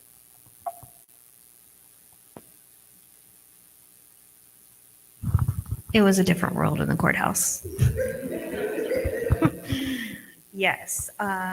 We had a lot of staff that were working from home. So they kind of were doing also check-ins with the clients, not just giving them updates on their court cases. We had them just regularly trying to check in with them to kind of just see how their well-being was, wellness check sort of thing. That's what our advocates were doing while they were home. So it was a little bit of a busy work, but like networking with them to get other services. What that looked like over at the Family Justice Center, we'll let Monica kind of touch on that, because that was a different aspect of, limiting the people that were coming inside the Family Justice Center as well. But for the courthouse, we pretty much ran on the skeleton crew of very minimal people in the office. And it was mainly just to have like one supervisor, someone there to like run criminal criminal protective orders to court. So we had probably like 5 total staff in the office when we usually have like 16 or 20. So it drastically changed, and it was just a different pace if you're in the office than if you're working from home. But I'll have Monica touch on what the Family Justice Center looked like and continuum of like restraining orders and things like that. I think just mainly the fact that we were able to provide that option of doing your court hearing via Zoom, that took so much of the anxiety and the added trauma that goes into walking physically into the courtroom and seeing that perpetrator right next to you in the courthouse. That was very important to us, the fact that that became an option. Now you can do your restraining order hearing via Zoom at the Family Justice Center. And for some people, that's what they need, when others still want to go and be physically present, because that's almost empowering for them. But for those that are in that stage where they're not ready to face the perpetrator face on, I think that was crucial. And COVID really started that movement, and I really hope that it sticks around, at least as an option. So I think at the Justice Center, that's what we're working on, is continuing to give them the option to do the court hearing via Zoom. Thank you. And I stand corrected. I think there was another question from the floor. Yes. So I have a question on how does this topic get taught at a school level? You know, how are we bringing it to them so they can have a voice in this system? I understand as an adult where to go and how to deal with this, but where do they go? And how are we getting that across to them? We have programs that our district attorney's office is working on that they go out to, I believe it's like 5th graders, and they do Project Lead, and they meet, I almost feel like it's weekly, but they meet regularly with these 5th graders and talk about different topics. We even brought Common out, and I think Tracker might have been out too, to just talk about the services that we provide and what's going on. In addition to that, like I said, we have Camp Hope, and that's one of the things that are hoping to kind of break that recidivism. Because they said it starts when you're younger, what you've been exposed to, and just hoping that we break that cycle that doesn't continue as the youth become adults. But do you have anything to add on Project Lead? No, not on Project Lead, but I did want to follow up on the question that you had earlier on recidivism. And I do believe that this is important for the community to know. So when we do have a case and we are looking to settle that case, part of it is how can we be most effective now so that this doesn't happen again, utilizing the tools that we have. So in determining what is the best outcome here, sometimes it is prison. Sometimes the crime is so egregious that there is nothing else there's no other remedy except for separating this person from the community. But other times it might not be that might not be the answer. So when we're settling a case, what we're looking at is what is the best outcome for all parties involved? What is the best outcome for the children, the family, the situation? We speak to our victims before we settle those cases. Ask the victim, what do you want to see happen in this case? What do you think would change or would make the biggest impact in this situation? And also, probation conducts their own follow-up and investigation on what is the best outcome in this situation, and they, as professionals, also pitch their idea to the court. And then, of course, the DAs. So it's the defense attorney comes in, the judge, the DA, probation, victim, all hands on deck. What is the best outcome in this situation? And like I said before, sometimes it is prison. But one thing that is different about these cases, domestic violence cases, is that unlike what you normally hear with probation, right? Oh, probation, it's a slap in the hand. It's not a big deal. Probation in domestic violence cases is not like that. It is not a slap in the hand. It is a handheld, it's a formal probation for 3 years where they have someone that a probation officer that is formally supervising them, and they have to undergo 52 classes of domestic violence. And so it's more, they also do community service as part of that. They pay fines and fees, and then they still have that jail time hanging over their head if they don't complete what they're supposed to be completing on probation. So it's a lot more involved, and it's not just that slap on the wrist, slap on the hand that sometimes the public might perceive as, oh, they just received probation. So I did want to note that and provide you with that information because I think it's important. So as in terms of recidivism, what I've seen, I mean, I do have people that come in and they never come back. I don't see them again. I do have people that it's this person's back. This person's, again, it might be a continuous violations of restraining orders or vandalisms or whatever it is, right? Or batteries. So I see it all in terms of people that come back, are continuously coming back, people that, one time and they learn their lesson and don't come back. So The engagement is being, let me allow you, Dr. Batista. So intervening upstream, like research show, kids like narratives, they like stories. So there are certain programs that are designed to, like for school-age children to partake in kind of games which reinforce positive behaviors or pro-social behaviors as opposed to the negative behaviors. So that's the nature of the programs now. I couldn't tell you what they are. There's a few that are already out there in the United States these are school-based programs. And again, they reinforce the positive behaviors, the pro-social, and not the negative.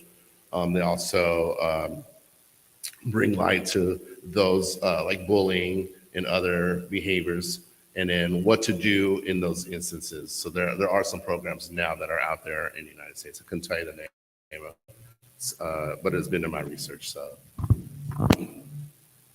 And as far as at the Justice Center, it is one of our missions to do more and more presentations out in the high schools, which is important. And something that I'm personally working to develop is a presentation on safety and healthy relationships. I myself am a mother. I have 2 teens, and it's important for them to understand what a healthy relationship really is. And a lot of times, our youth grow up where our parents are, the ones experiencing the domestic violence, and it affects them in every aspect of their life, from how they view love and respect to how they handle their own emotions when they become involved in a relationship. So providing these trainings and this information out to our high school youth, they're essentially our future, and they're the ones that we're hoping that break the cycle of domestic violence. So that's one of the missions at the Justice Center, is to do that. Thank you. We do have one more question here in the front row. I was trying to get your attention so you didn't have to run around. We'll take.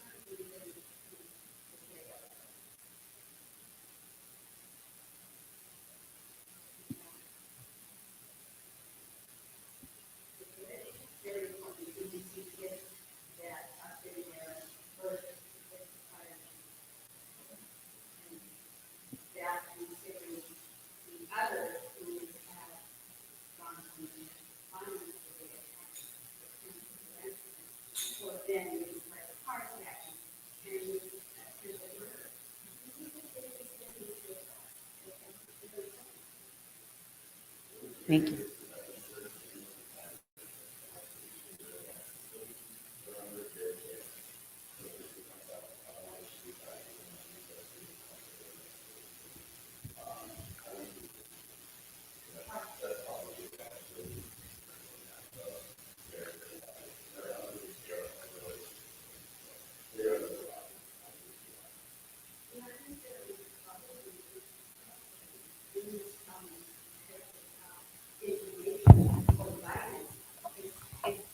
I could get in as a victim of homicide with a different program. I don't see why you can't. You work in the community, and this should be something you provide to these kids. There are kids in there that are truly remorseful, but they're also involved with the group that we're in that are more violent and are being impacted by those who are in there with them. And you see that some of them are becoming victims again within that system with those that they're in with, but yet nothing is done to help them and guide them. So I'd like to see that there are programs.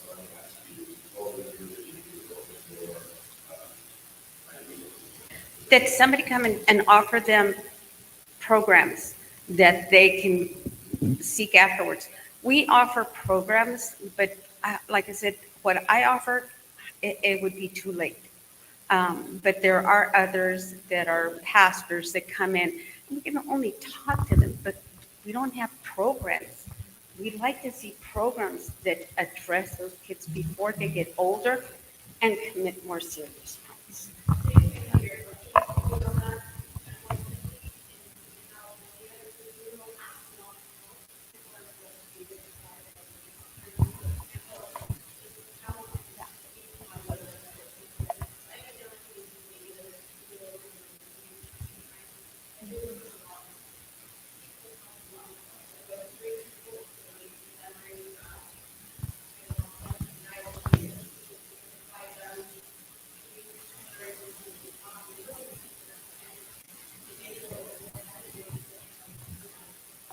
And try to, they'll move on and,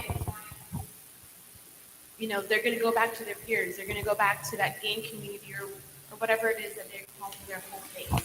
So it is very difficult, unfortunately, for that answer to be completely answered because, unfortunately, the kid has to want the help. And we have had kids that have asked us, Right. why can't anybody come and give them opportunities or offer them counseling or some type of program for them to reach out?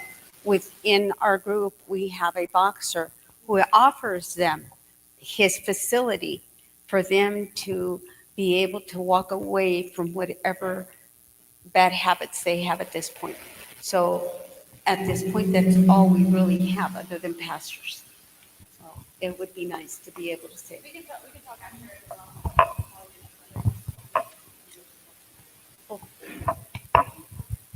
Thank you. We're going to take, because we're mindful of the time and we know that this is, we have another topic that we have to get to after the break. But I really encourage you that if we did not get an opportunity to allow you to speak or to ask your questions, to utilize the cards because we might have some time at the end to go back to this topic. So we're going to take your questions, sir.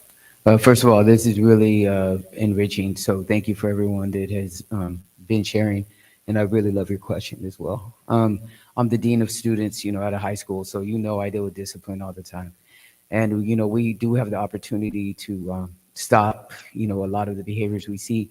And honestly, we use a lot of restorative practices. So I'm not sure if that's something that you guys all do. I'm in your line of work. But my question for you, Ms. Horlick, is because you mentioned probation versus going to jail. And let me ask you, do you feel the probation and the training, the 52 trainings, do you feel that that has lessened recidivism? Which one? Do you think prison sentences or the probation lessens the recidivism? It's such a tough question, right? What works for someone and what works for another, right? I mean, I've seen people, like I said, I've seen people where a simple arrest and they never come back. And then I see people, it's prison after, I mean, it just depends on that individual. So it is a very tough question. I'm saddened that I do not have the answers for exactly what, what might work for one person, or whether programs work for another. But it's also a question that victims also ask me. Is this going to work? Is this going to make it stop? And I don't always have the answer for that individual. In terms of, statistics on that, I do not have the answer on statistics, unfortunately. But How do you think we might be able to gather that data, for the statistics of which one works? Because I would be very curious, because we're talking about 52 trainings versus just kind of like going to jail, depending on the circumstance. I'm just wondering which one would be more effective. that is true, actually. Probation does, like I said, they do conduct a pretrial risk assessment or a post-sentencing assessment, and they do have more of that. I don't sit down with the defendant and speak to them about what their background is, and that's why it is such a teamwork type of settlement that we do. For us, at least for what, so I can only speak to what I do, right? So I'm looking at the case, looking at, cases that I've seen in the past, and typically what cases are settling for. And it really just depends on the crime. Again, what I've seen is sometimes it just comes down to, can this person will people be safe if this person is out in the community or not? And sometimes the answer is, well, no, people are not going to be safe. And their past history is showing us that they just keep doing the same thing over and over again.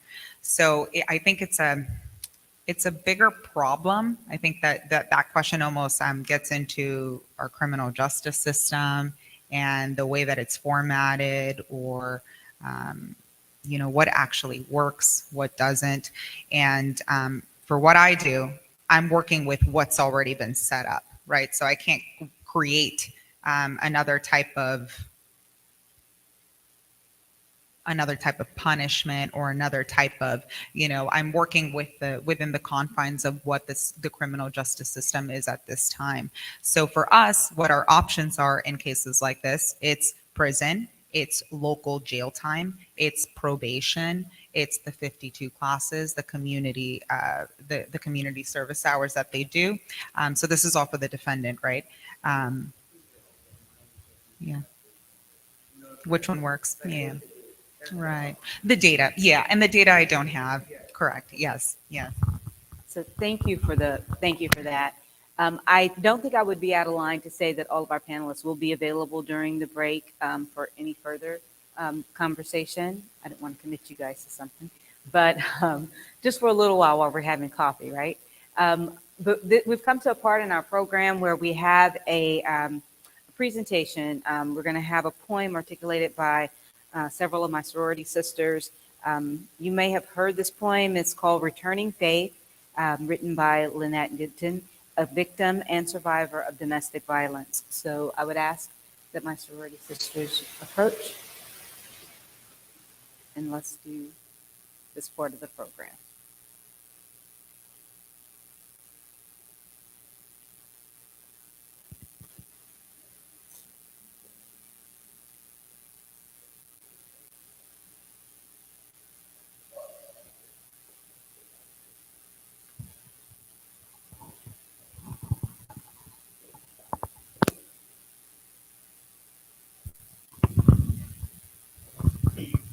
Greetings to you all. At this time, we have a special presentation by our Arts and Letters Committee. I'd like to introduce the chair, which is Helene Stallion. Members of the committee is Karen Jones, Ray King, Marvis Graves, and myself, Kamiska Fonts. This poem was written by a victim and a survivor of domestic violence. Lynette was a victim of domestic violence for 14 years. She is now free and a survivor. The title of the poem, Returning Faith by Lynette Gutwin. You took away my innocence, my hopes, my dreams, my youth. You took from me my very soul. What could have been, I never knew. Your words cut me deep inside, deep to the very core. Darkness, cold, I could not feel. Why did you hate me so? You crushed me as I screamed in pain. Your words ripped out my heart.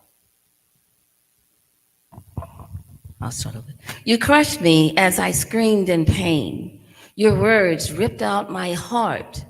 The world grew dull. It felt insane. Did you ever care about that part? Is that what you wanted all along? I win, you lose. A game?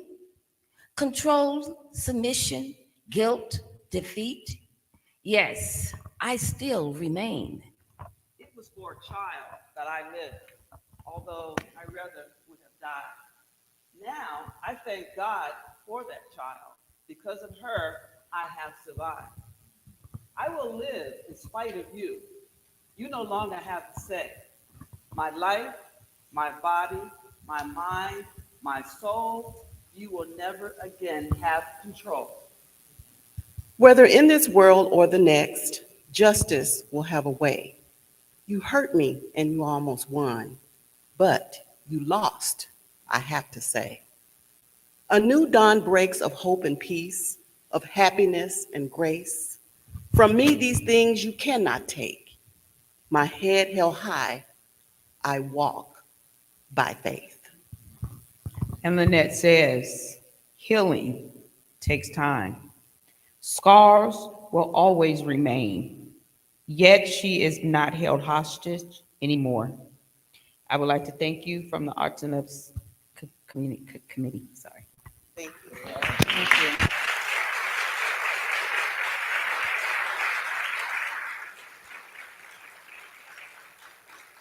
Thank you so much, Arts and Letters. We are coming to the end of our first part of the symposium, the Domestic Violence Forum section. And before we leave and take our break, I wanted to reiterate our president opened up this evening and gave you a little bit of history about our sorority, and even dated it back to an event that happened almost to the day with us being involved in the Women's Suffrage March. We are advocates of social action, and as such, we focus on activities that would enact laws and policies that would sustain and expand the rights and privileges of citizenship of all people, mainly to protect the most vulnerable amongst those of us. And some of our activities involve supporting legislation, which Dr. Baptista talked about even in his presentation. So we wanted to bring your attention to a bill with the House of Representatives, the 1620, basically focused on the Violence Against Women Act. And just as a summary for it, the bill was to modify and reauthorize through the fiscal year of 2026 programs and activities under the Violence Against Women Act that seek to prevent and respond to domestic violence, sexual assault, dating violence, and stalking. The bill was to authorize new programs, make changes to federal firearms laws, and establish new protections to promote housing stability and economic security for victims of domestic violence, sexual assault, dating violence, and stalking. So that's a summary of the bill. Right now, it has been closed, but there's possibilities of reopening it and furthering it.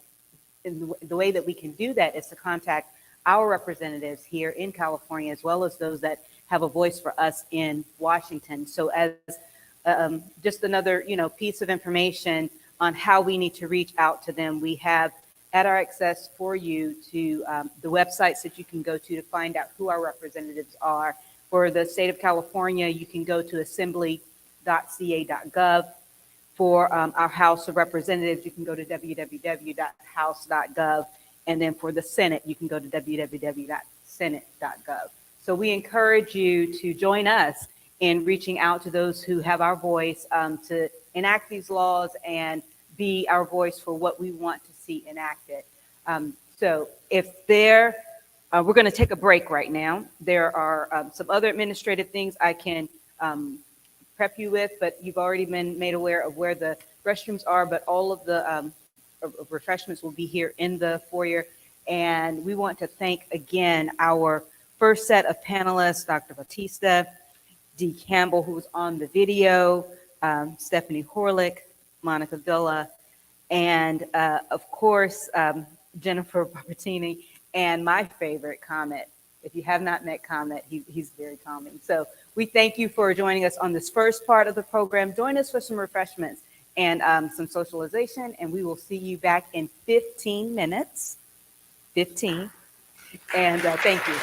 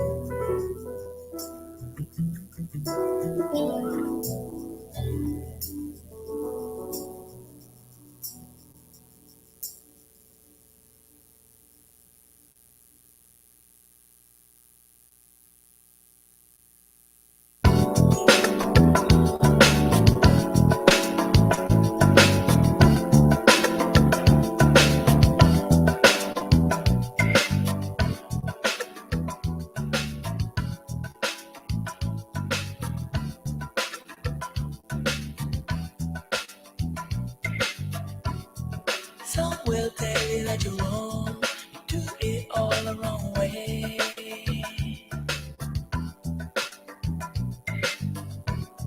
Some will tell you that you're wrong, that you don't know the way.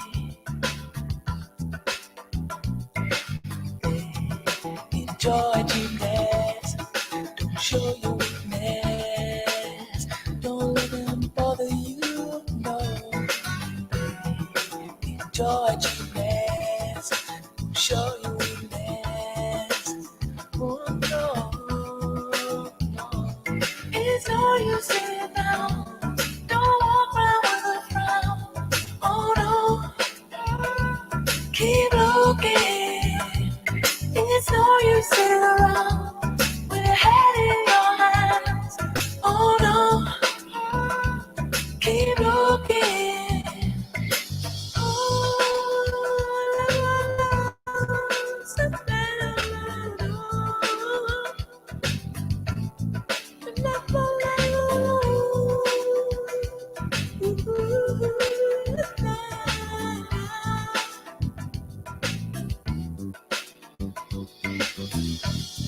some will tell you that you're wrong, you do it all the wrong way.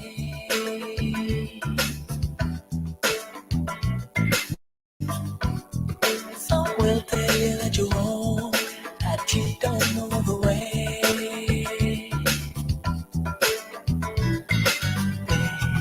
Enjoy gymnast, don't show your weakness. Don't let them bother you, no. Enjoy gymnast, don't show your weakness. Oh no, no. It's no use sitting down, don't walk around with a frown. Oh no, keep looking. It's no use sitting around with your head in your hands. Hold on, keep looking.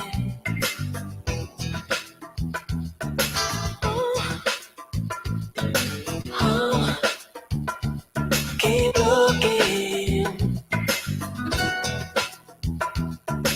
Oh, keep looking.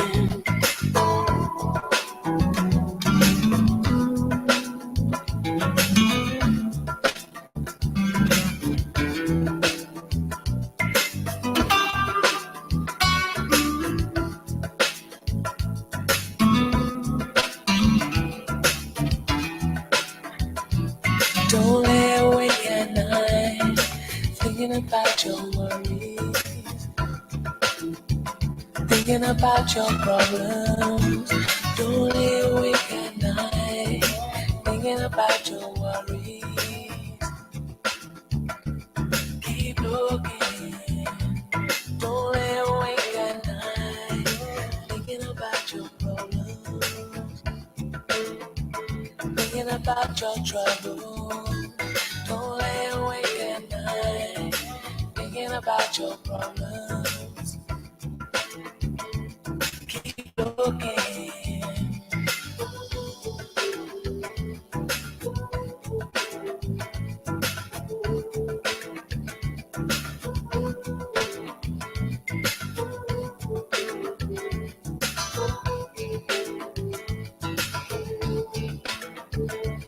Keep looking. That is your and I wanna know. Keep looking. That is your and I wanna know. Keep looking.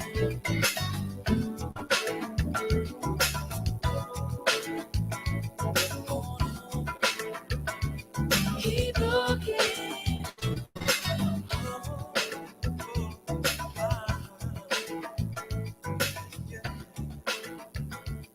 Keep looking.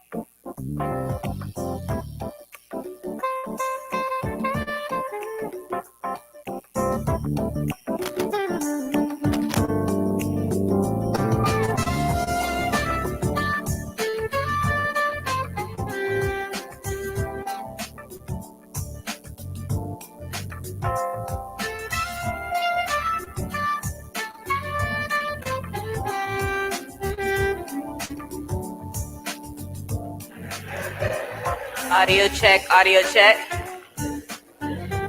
We want to welcome everybody back in. Welcome everybody back in while we prepare to get started.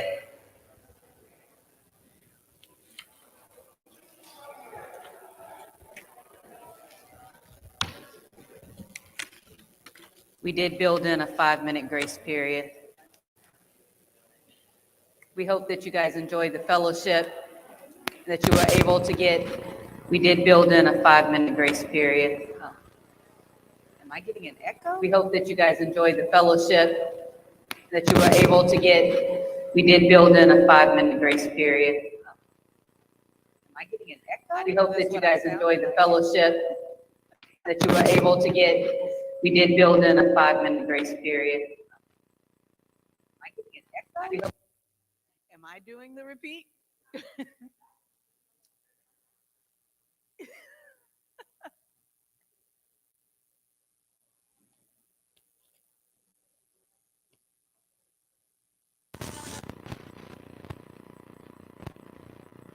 waiting to get the heads up from our tech.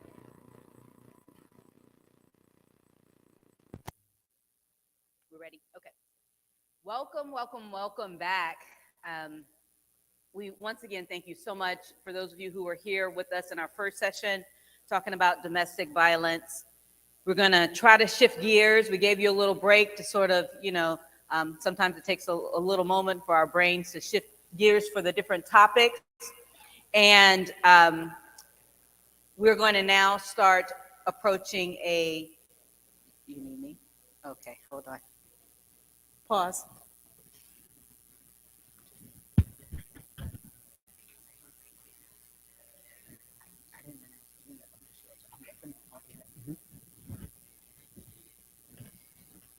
Very good, very good. So, Kim,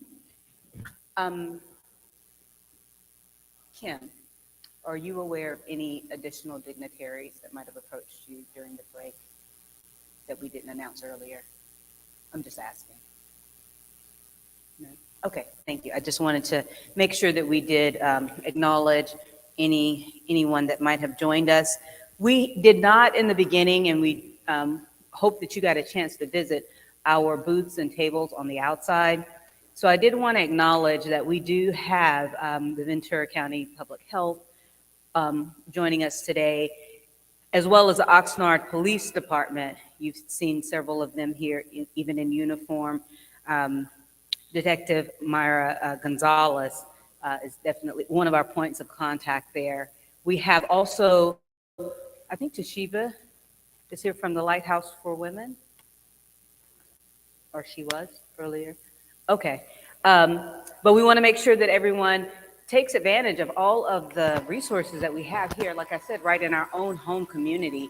It is so, comforting. I just wish more people knew about the resources, and, major kudos to us for at least having this plethora of resources for just these two topics. And, we can think about all of the other disparities and whatnot that we have to deal with, on a daily basis. So I personally thank all of our community for banding together to make sure that we're taken care of.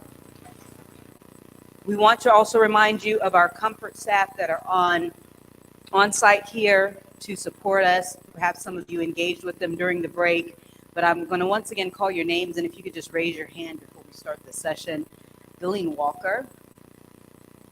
Oh, she's out in the foyer, but she is the Director of Outpatient Services at Vista Del Mar. Our own Kimberly Thomas Kelly, registered nurse. Karen Williams Jones, also our own. She's out in the lobby as well, but you guys met her earlier. And we have our own Angela Timmons in the lobby as well. Okay, so we are going to, like we did in the first session, remind you that we have a survey that we would like you to fill out so that we can make sure that we're providing worthwhile services to you, our community partners. And then we also want to remind you that we have index cards to where if you come across a thought or you, yes, Ms. LaToya Ford, my sorority sister, will happily pass those out to you so that you can jot down notes or questions so that when we come to that period, you will be able to answer. Oh, Karen, raise your hand. She's a part of our comfort team. Thank you. And with that being said, before we start this session, we're going to do another mindful activity. Our Health and Wellness Committee and our chair is stuck behind the booth, but I'm going to ask her to raise her hand. My sorority sister, Michelle Davis. She makes sure that we're taken care of physically, mentally, and we want to share that with you. So we're going to take a moment, and this mindfulness exercise is referred to as a moment of gratitude. Okay, so we're just going to, and we can be thankful for so many things. Oh, Angela, raise your hand. She's a part of our comfort team. I just want to make sure the audience knows who's here to support.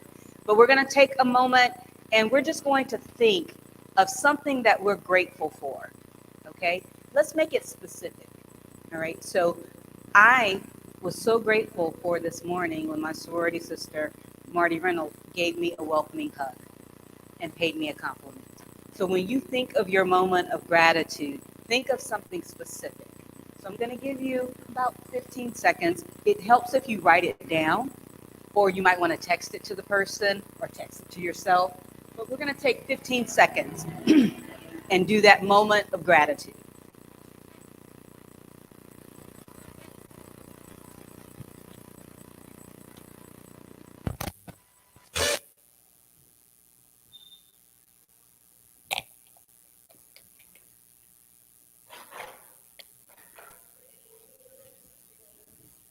I do not profess to be a meditation or mindfulness expert, but the statistics say that when we think about something that someone has done for us, or we think about something we've done for someone else, it puts you in a different space.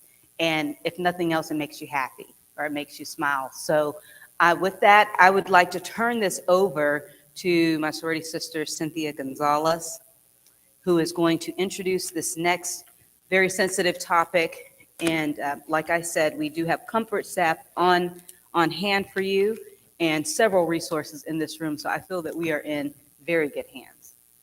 Ms. Gonzalez. Thank you so much. So this panel will be talking about gun violence, the effect that it has on our community, gun violence prevention, our experiences with gun violence. We will have Dr. Robert Levin from the Ventura County Public Health. He is a public health officer. He's most recently been the county expert on COVID safety during the pandemic, which is still upon us. Dr. Levin has participated in community outreach before, and whenever we express a need without hesitation, he shows up, and we are very, very grateful to Dr. Levin and his team. And we also have, who you saw in the first panel, Deputy District Attorney Stephanie Horlick. Stephanie is a Deputy District Attorney with the Ventura County District Attorney's Office. She's currently assigned to the Domestic Violence Unit and prosecutes misdemeanor and felony level crimes. Ms. Horlick was previously assigned to general felonies and misdemeanor units. Prior to becoming a prosecutor in our county, Ms. Horlick was the prosecutor for the San Diego County District Attorney's Office. Ms. Horlick lives in Porter Ranch with her husband Daniel and her son Robbie. She played college soccer, enjoys mentoring law students who are interested in criminal law, and recently began learning how to play the piano. And as we also heard earlier today from her discussion with us earlier, she fights for victims. And that's really important to all of us in this community, and we appreciate that. And then we have Mrs. Renee Camper Stewart, who is near and dear to my heart. She has lived in this community for over 60 years. She attended Wainimi High. Don't get mad at me for saying over 60 years. I'm sorry. I'm like, Oxnard. She attended Oxnard College, holds a Bachelor of Theology from Sacramento Theology and Bible Institute. She's been married for 18 years to Vincent Stewart and is currently serving on the Commission on Homeless. And the most important job, I believe, that she holds, and I know that she will agree with me, is she is the wonderful mother to my 3 cousins, to Anthony, Christopher, and also Joshua. And she is a grandmother of 6. She is also an accomplished photographer. She just recently completed the cohort for Ventura County Leadership Program. Like, she only gave me a few things to talk about, and I said, I know you, so I'm going to add stuff. And so I don't want to forgetting those accolades, because what she's going to talk to you about as a survivor, she hasn't allowed that to define her. She's continued to work tirelessly in the community, and I want us all to know exactly who she is. And I'm not going to make you cry, and I'm not cry. How about that? And then I will be speaking as well. I am an attorney here in Ventura County. I am a Delta. Also, I do other things, but I am Joshua's mother. And I will be talking to you about how gun violence has affected our family. My mother is here. She's over there in the orange. And I have a sibling here who is over here in the cool hat, fedora, right? All right. And I have my cousin here, and I have friends here, and I am grateful. And with that, we'll go ahead and get started talking about the topic of gun violence. Thank you.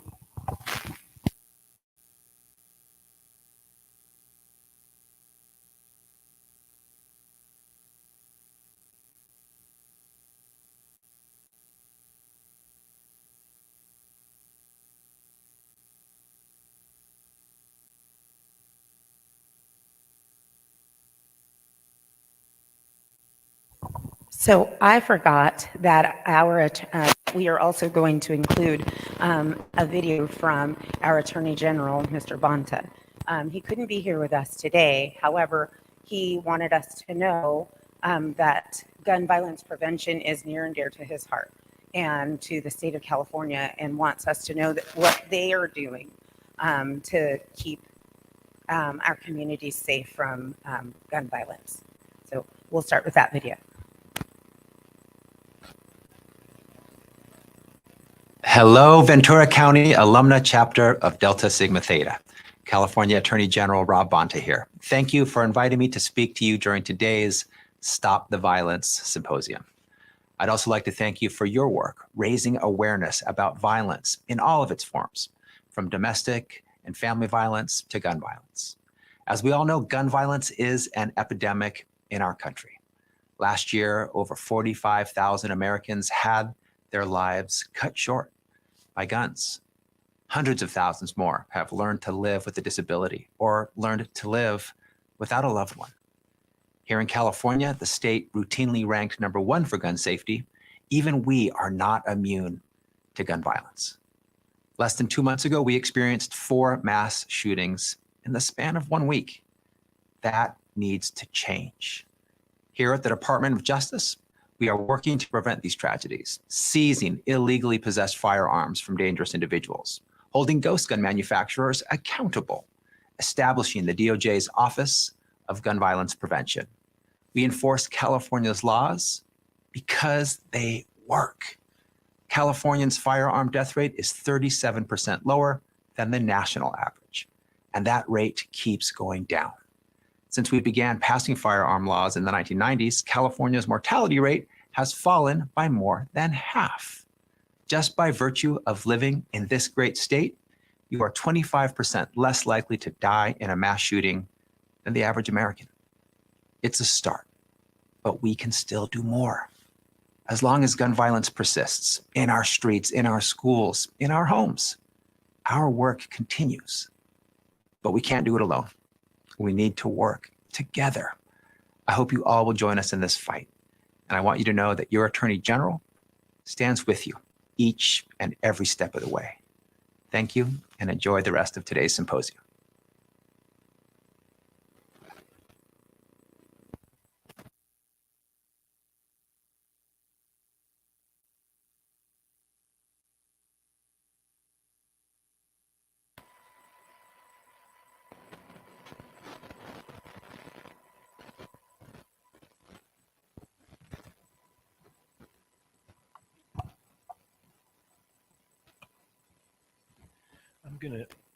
I'm gonna start out up here, but I can't see if my talk's going to be coordinated with my slides.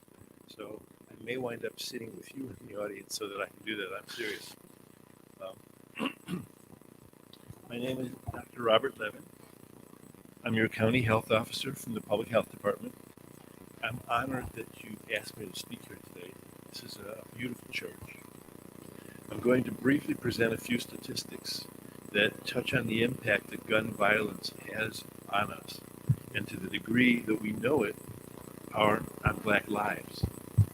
Statistics can be cold numbers, especially statistics about death.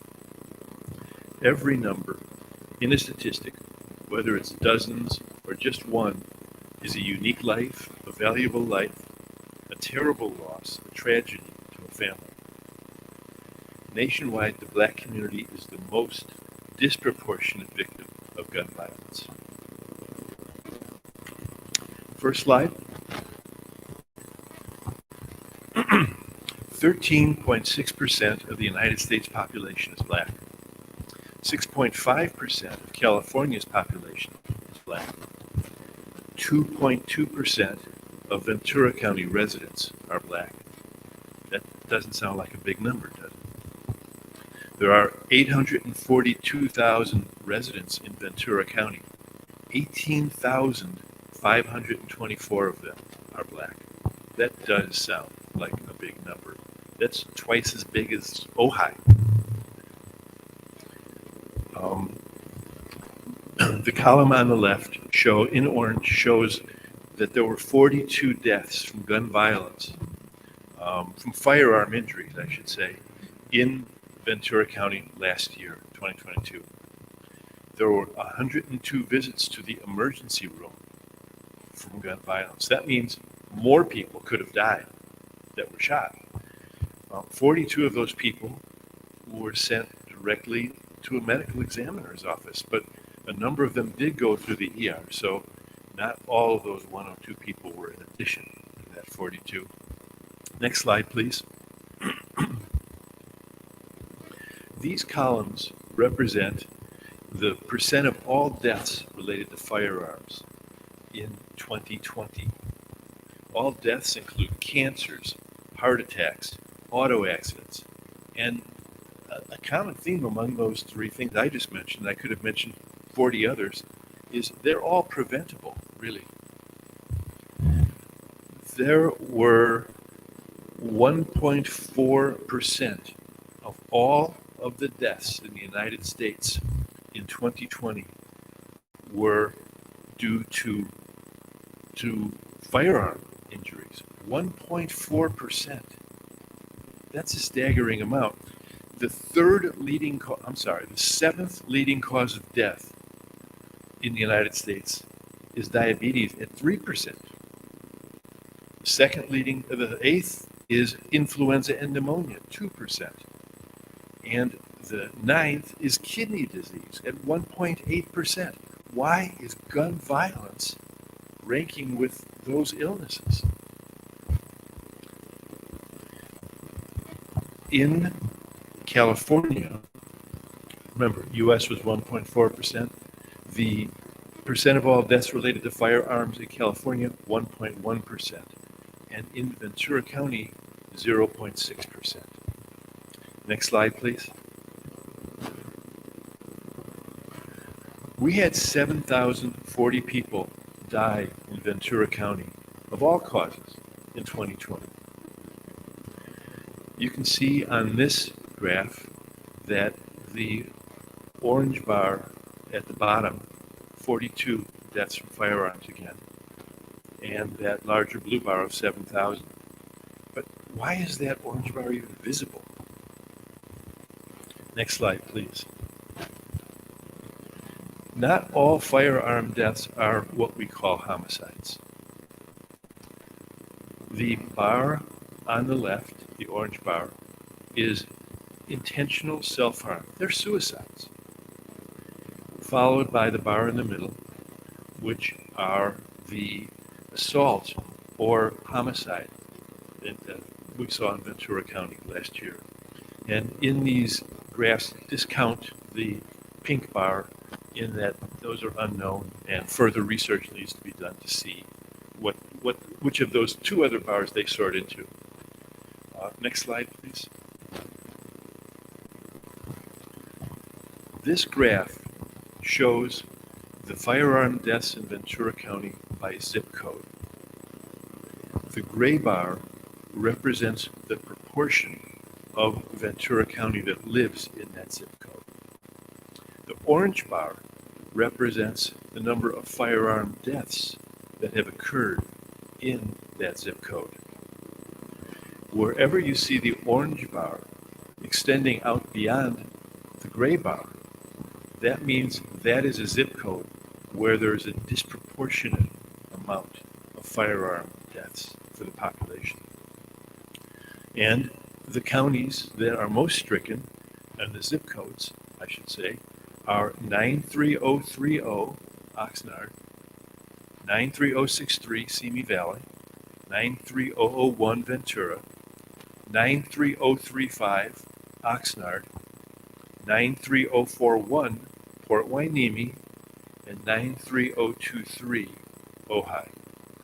Now, I'm going to raise my hand because I live in one of those zip codes. I wonder if everybody else who's willing to would raise their hands if they live in one of those zip codes. Okay. One way of looking at a problem. Oh, I'm sorry. Next slide, please. One way of looking at a problem is by the average years of life lost. That means if you die of a preventable disease, and like the average person is supposed to live to, in Ventura County, 81.3 years. If you die of a preventable disease before that time, you can subtract those with one number from the other and get the years of life lost. And you can do that for a population, and that's the average years of life lost. The column in blue on the right is the non-firearm related causes of death in our county. 9.4 years of preventable non-firearm, of the diabetes, the high blood pressure, the different kinds of illnesses that take us. The bar on the left, the orange bar, is 30.7 years of life lost because of firearm-related injuries, or deaths. Next slide, please. Breaking down the average years of life lost by firearm-related deaths, there are 28 years of life lost from suicides and 46 years of life lost from gun violence and homicides. So what does that mean? If we look at that as a mystery to solve, I think it's pretty simple. Older people are killing themselves, and that's why they have fewer years of life lost.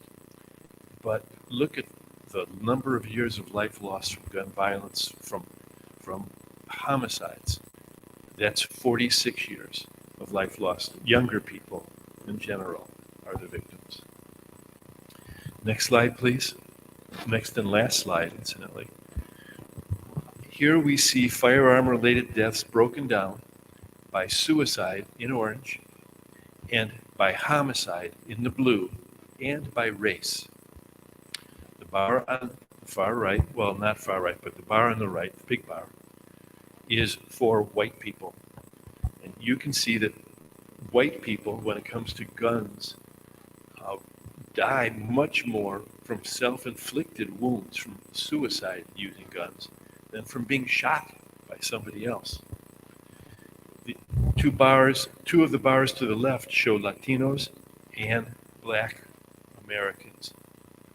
And their relationship is that the violence from the deaths from guns comes from somebody else more often than from themselves.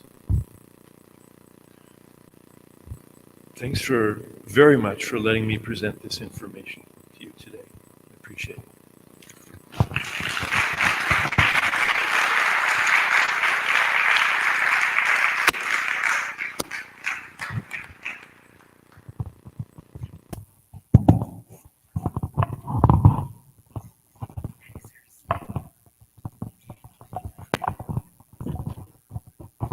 Good afternoon, everyone.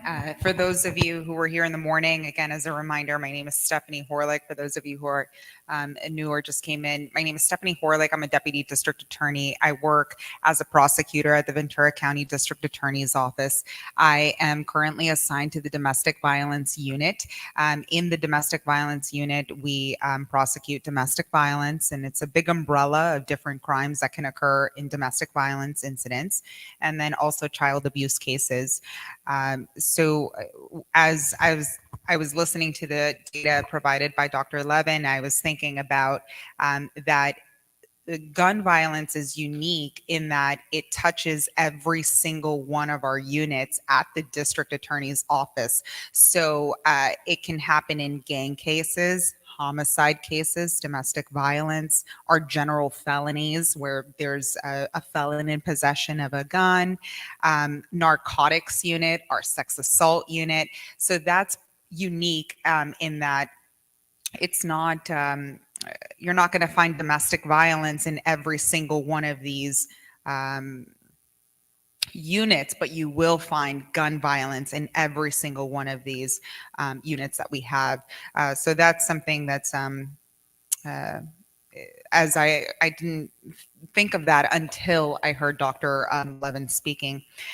So one of the things that I also just wanted to note was that in any felony case that we have that comes in, so whenever someone is, it doesn't matter the crime, but whenever someone does come in and is convicted of a felony, there is a lifetime prohibition on owning a firearm or possessing a firearm. So that's also something sometimes I take for granted what I know, but what the community knows about the criminal justice system and how we're preventing guns from being out there. So it could be a felony that has nothing to do with guns.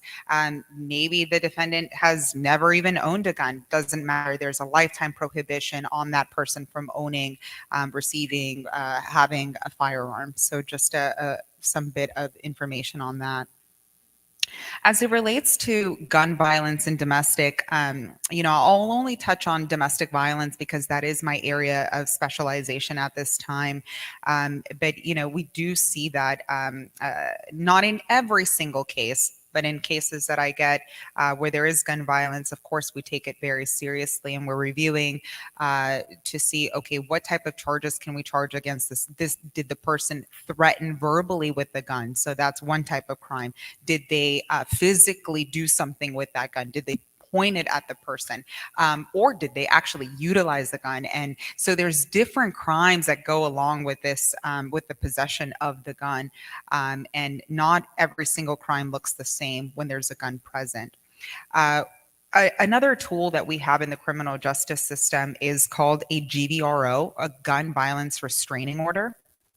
And this restraining order is special in that law enforcement, when they are out, can get this issued pretty quickly out in the field. So what this looks like is, let's say there's a domestic violence incident that involves a firearm. The firearms can be immediately removed from the home or from the wherever they are. Immediately out on the field. So the only thing that law enforcement has to show to a judge to approve that order is that there is an immediate and present danger to that person, to the defendant or to someone else or to the community, and that there are guns present. So this GVRO is a tool that law enforcement can utilize right then and there to get guns off of our streets. And it doesn't need to, there could be two scenarios. So when the gun is used in a commission of a domestic violence incident, or let's say that it was not used in the commission of that incident. Maybe there's some other type of violence going on, but there are guns present at the home. So it really is all encompassing, and the guns can be removed whenever law enforcement feels the need. Hey, this is alarming and we should do something about this now. So those guns, when approved, when the GVROs are approved by our judges, the guns are immediately removed.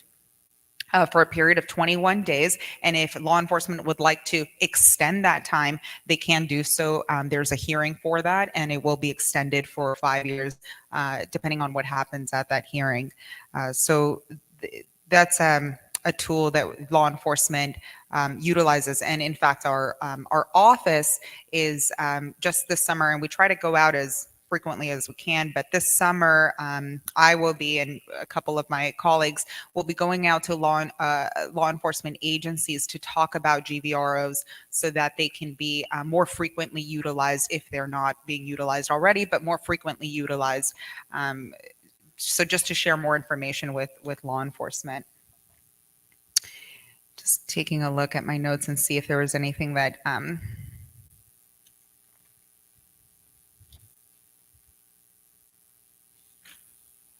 yeah, so I'll be happy to answer any questions on how gun violence pertains to domestic violence. But, you know, in a nutshell, I do see it. It does happen in domestic violence, and it does touch in all of these areas in our office. Yes.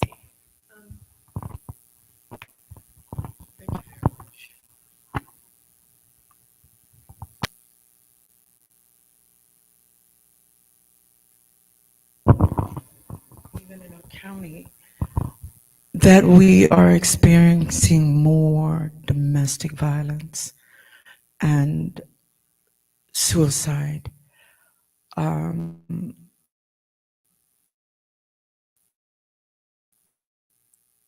will not mention the name of the doctor, but do we have the statistics where they are taking, in our county, that they are taking the lives of their families, and what prevented measures are being taken to address that in our community, that it doesn't get to the point to desperation where someone feels there is no other way but to take the lives of their family and themselves. Thank you.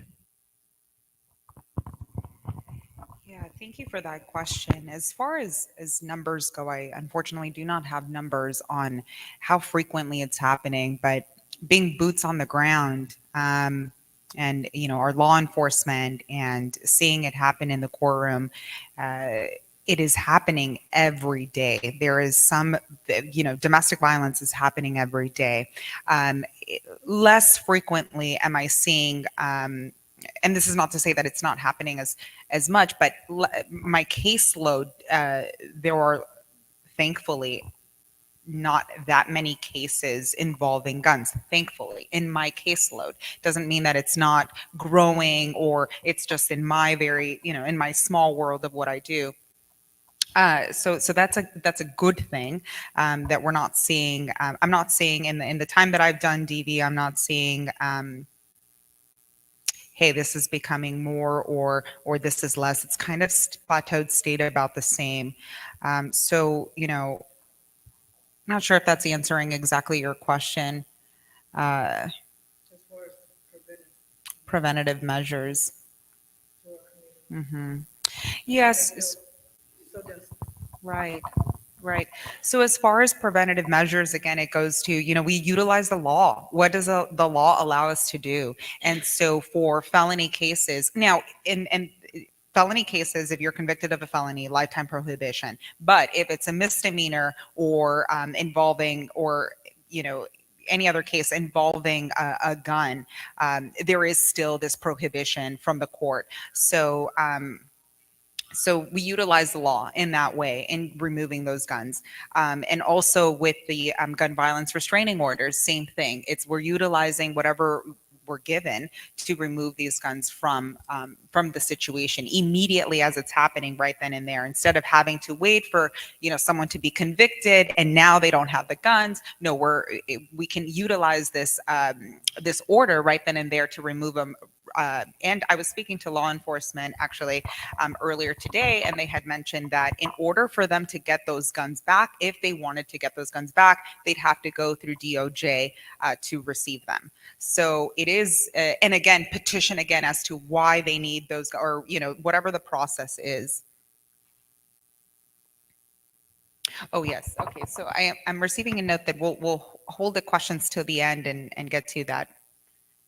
Thank you for that.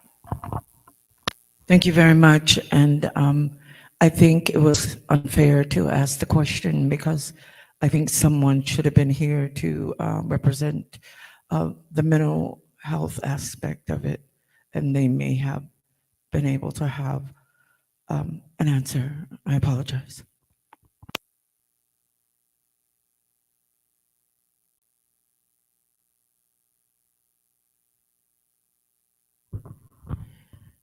Okay, so Cynthia gave me such a beautiful introduction. Spill the beans on my age, but that's okay. I am Renee Camper Stewart. I am the mother of Anthony Camper, Christopher Camper, and Joshua Camper. Unfortunately, my middle son, Christopher, is the victim of a homicide at the age of 32. I never thought my family would be affiliated with a homicide. I just couldn't envision that. I just, in my wildest dreams, that just could not be possible.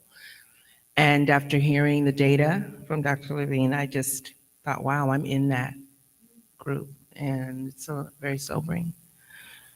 I wrote down some points because I could probably have you guys here all week. I'll spare you that. But I do want to let you know I'm speaking on how gun violence affected our family. So when my son was murdered, my 13-year-old granddaughter lost, who had full custody of her at the time. I lost my middle son. My mother lost her second grandson. My sons lost their brother. One lost an older brother, one lost a younger brother. I can't even describe to you the pain that you feel when you lose someone. And, I don't know if everyone in here can say they know what loss of a loved one feels like, but to lose one so tragically and to have to think about what were they thinking at the time they took their last breath. Could I have done something? In 1 minute they're here and the next they're gone. And it's unreal. I became a super sleuth when my son was murdered. The detective, Edgar Fernandez, he had asked me, Ms. Camper, can you please stop? As I was turning over rocks, I was questioning people like I was on NBC. I just want the facts. I'll take it to my grave. I'll never tell your name. I was becoming eerily crazy, driven with grief, not hearing my son's voice anymore, seeing the sadness in all of my family, feeling the gaping hole in family events. He's not there. We don't hear his voice, but you hear it, but you don't. Having to tell his daughter,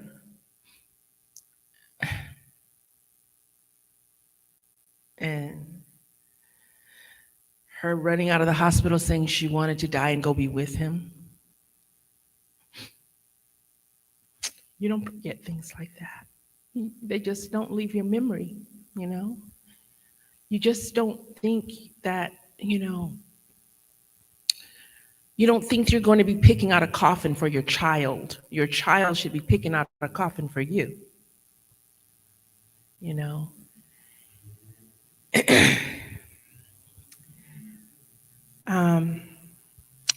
During the trial, it was very challenging. I will say that I had an awesome victims advocate.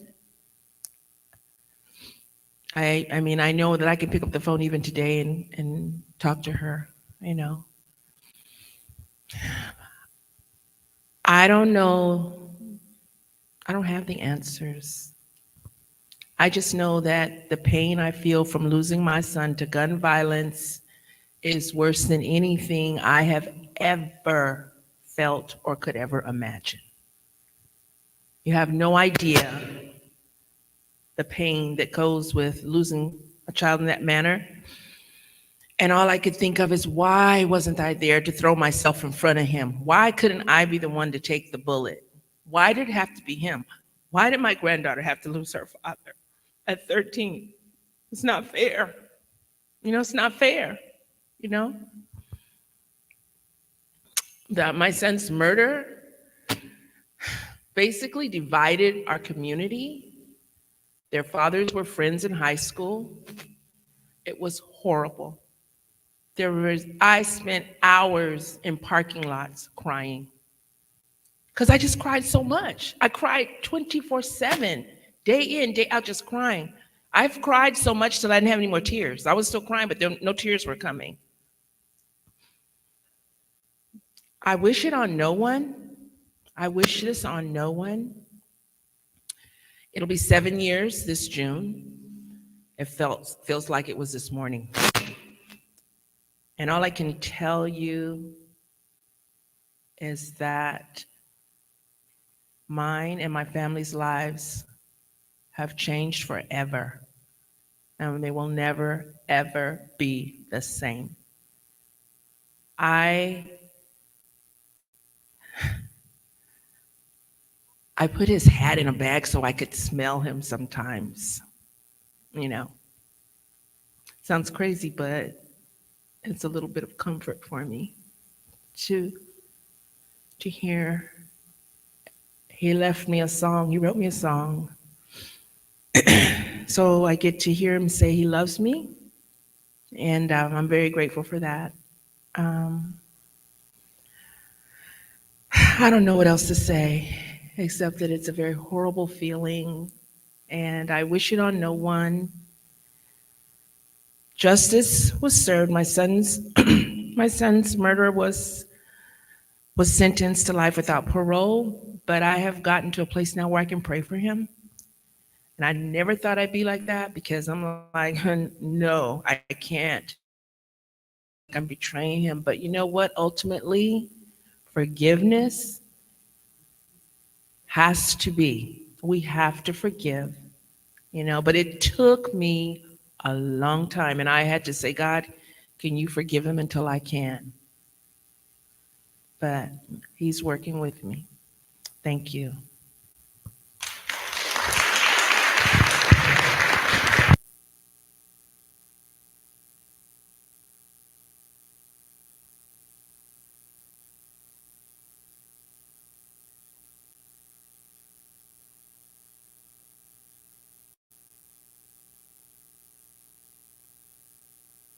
My mic is not on.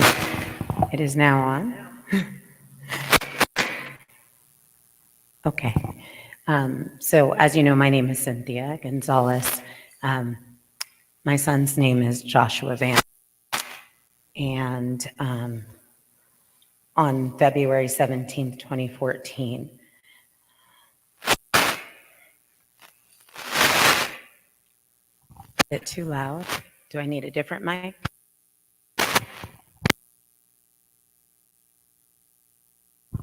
How's this?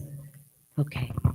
So on February 17th, 2014, I received the worst call that I've ever gotten in my life. And that call was from a relative saying, I think something's happened to Joshua. And I said, what do you mean? I was in Northern California, and our daughter had a procedure at the Children's Hospital up there, so I wasn't there. I wasn't home, and my husband was home. And I said, what do you mean something has happened to Joshua? Nothing happens to Joshua. And they said, yeah, I think something has happened to Joshua. I said, well, what is it? I don't know. I think that there may have been a shooting. And I said, Joshua? No, not Joshua. Never Joshua. What is this? And I called my husband. I said, I don't know what's going on, but you need to find our son. Because they said something had happened to Joshua. So we began to wait, and we waited, and we waited some more. And my husband found the location where something had happened to Joshua. And it was less than a mile from our home. And he went there, and he waited for hours. And no one would tell him what had happened to Joshua. And we called all the hospitals, and we called all the friends, and I called his phone frantically over and over again. But there was no answer, because something had indeed happened to Joshua. Longest night of my life. Hardest phone call I had to make was to call my mother and tell her that her grandson had been murdered. Her grandson, the one that she caught in the delivery room. Her baby. I mean, he's my baby. But if any of you have moms and you have children, you know that those grandchildren, the first ones, the second ones, the third ones, whatever order they're in, those are their babies. So I had to call her, and I had to tell her that something had happened to Joshua. Our lives have changed so much. A lot of people don't know what effect this has on families, on communities. Our lives have been forever changed. Relationships have been changed. Circles of friends have changed. Our mindsets have been changed because, see, we lived in Oxnard. We've lived in Oxnard for probably 24 years now. And we were that family that we prayed for people that this happened to. We comforted them. We had the platitudes, we had the scriptures, we had all the things to help the families that this was happening to. Suddenly we were that family. What do you do with that? Because I have always thought myself to be a strong person, a comfort to other people. And then something happened to Joshua. And it was really hard to be the person who was the mother of the victim, to be the person whose son had been murdered. Like, you, how are you this person? I became Joshua's mother when I was a teenager. We grew up together. Everything that I did in my life was for the love of that kid. Finish school for Joshua. Go to work for Joshua. Go to law school for Joshua. Everything started with him. In the beginning, there was him. And that made it so hard, because what do you do in your life when, and I'm not saying I don't love my family any less than Joshua, because I love my family with my whole heart. My kids, my whole heart. My husband, my whole heart. My mom, my family, my whole heart. My friends, my whole heart. But in the beginning, there was Joshua. There was him. So what do you do after that? How do you figure out this life when in the beginning there was him?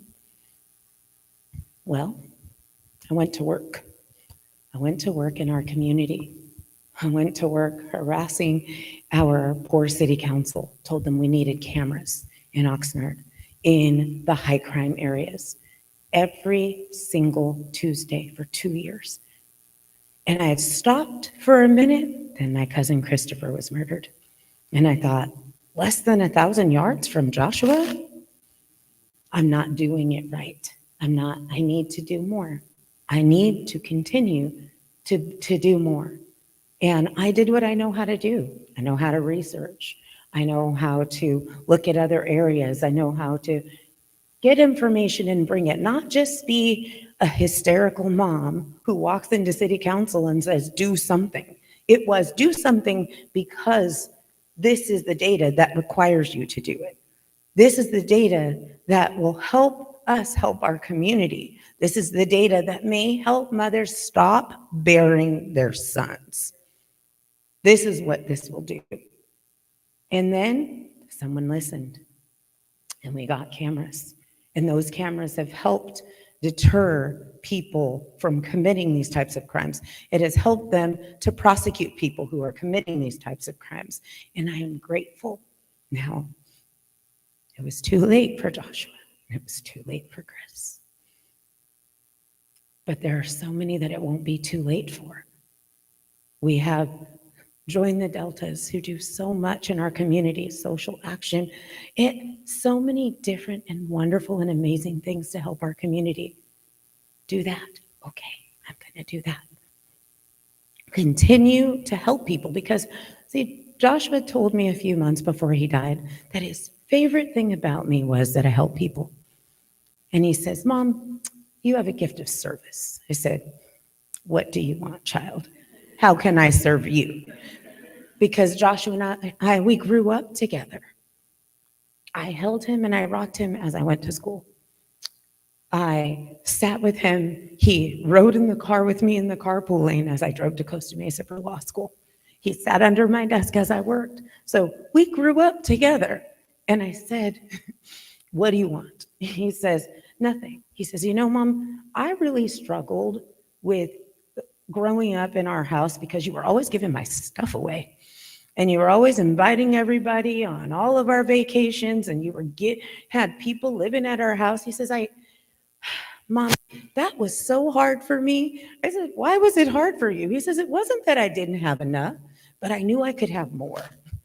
And you kept me from having more. He says, but as I grew up, he says, I began to have that exact same thought about people.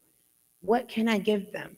He says, I would tell them, I don't know how to help you, but my mom can. So let me call her because she knows what to do. He says, and now that you are a lawyer, he says, you get to do it every day. You get to help people every day. You have this gift of service. So yes, something did happen to Joshua, and it breaks my heart. But going forward, until my absolute dying breath, I will do everything that I can to try to help our community and to try to stop it from happening to somebody else. The parents of murdered children, I want to talk about that group because I had talked to Chief Jerry Williams, and I said, how do we get these cameras? What do we do? She says, Mom, because no one rested until someone was arrested, and no one rested. I have to apologize to some people because I was sending them emails at 2 a.m., 3 a.m., 4 a.m., 5 a.m. I am Joshua Van's mother. I am his advocate, and I will always be his advocate in life or in death. There is nothing that will stop me from advocating for that boy. So everybody, I harassed everybody. Chief Jerry Williams says, well, if you can get the money, if you can get somebody to donate. I said, donate? Okay, I can find somebody. And in my quest to find somebody, I found Parents of Murdered Children. And it is a support group that helps families that have been affected by homicide, and not just parents. They help everybody in the community that's been affected. And I found this group of people, and we are part of a group that nobody wants to be a part of. But I found them, and I found my place. And they have helped us so much. They sit in court with us. They sit and cry with us. We have support group meetings. It's really awesome and amazing, and I'm grateful. So we don't quite have full justice for Joshua. And honestly, when that does happen, it will only be the justice that man can give us. because nothing will ever bring my child back. Nothing. I will never see him get married. I will never see him hold his first child. He will not dance at his sister's wedding, either of them. And that is so hard. But we will continue to fight until I take my last breath. One person has been convicted. We still wait for the other conviction. And even after I die, I have told my family that when they go to the parole hearings, because they will, take a picture of me and remind them that even in death, I will continue to fight and advocate for Joshua. Thank you.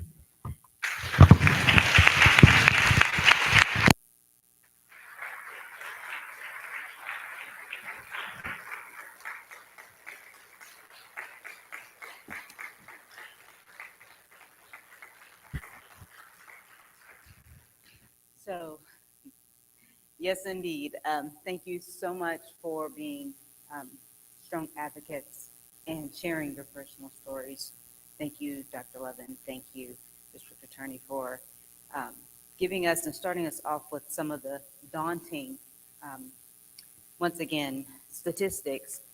Because yes, unfortunately, I was privy to both of these stories, and when you were showing the numbers, it just hit home.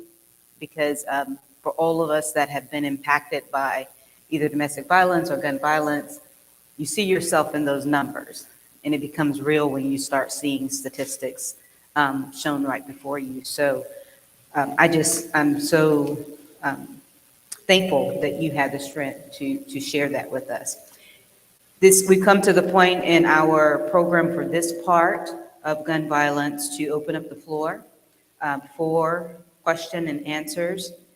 So I encourage you to either raise your hand and one of my sorority sisters will come around with a microphone, or if you would rather place your comment or question on a card, we have those available for you as well. Yes, ma'am.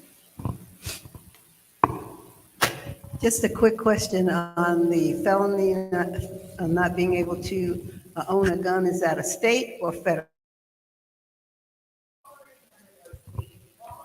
Mike, Can you use your microphone, sorry? yes, so when I spoke of that, it's a state laws. We follow the state laws. Federals it's a different, I don't prosecute federal crimes. So when I mentioned that, it's a state crime. I don't know if you have any answers on that. Okay. So yeah, that's our state law. As far as I'm concerned, I'm not sure exactly what the federal law would be on that.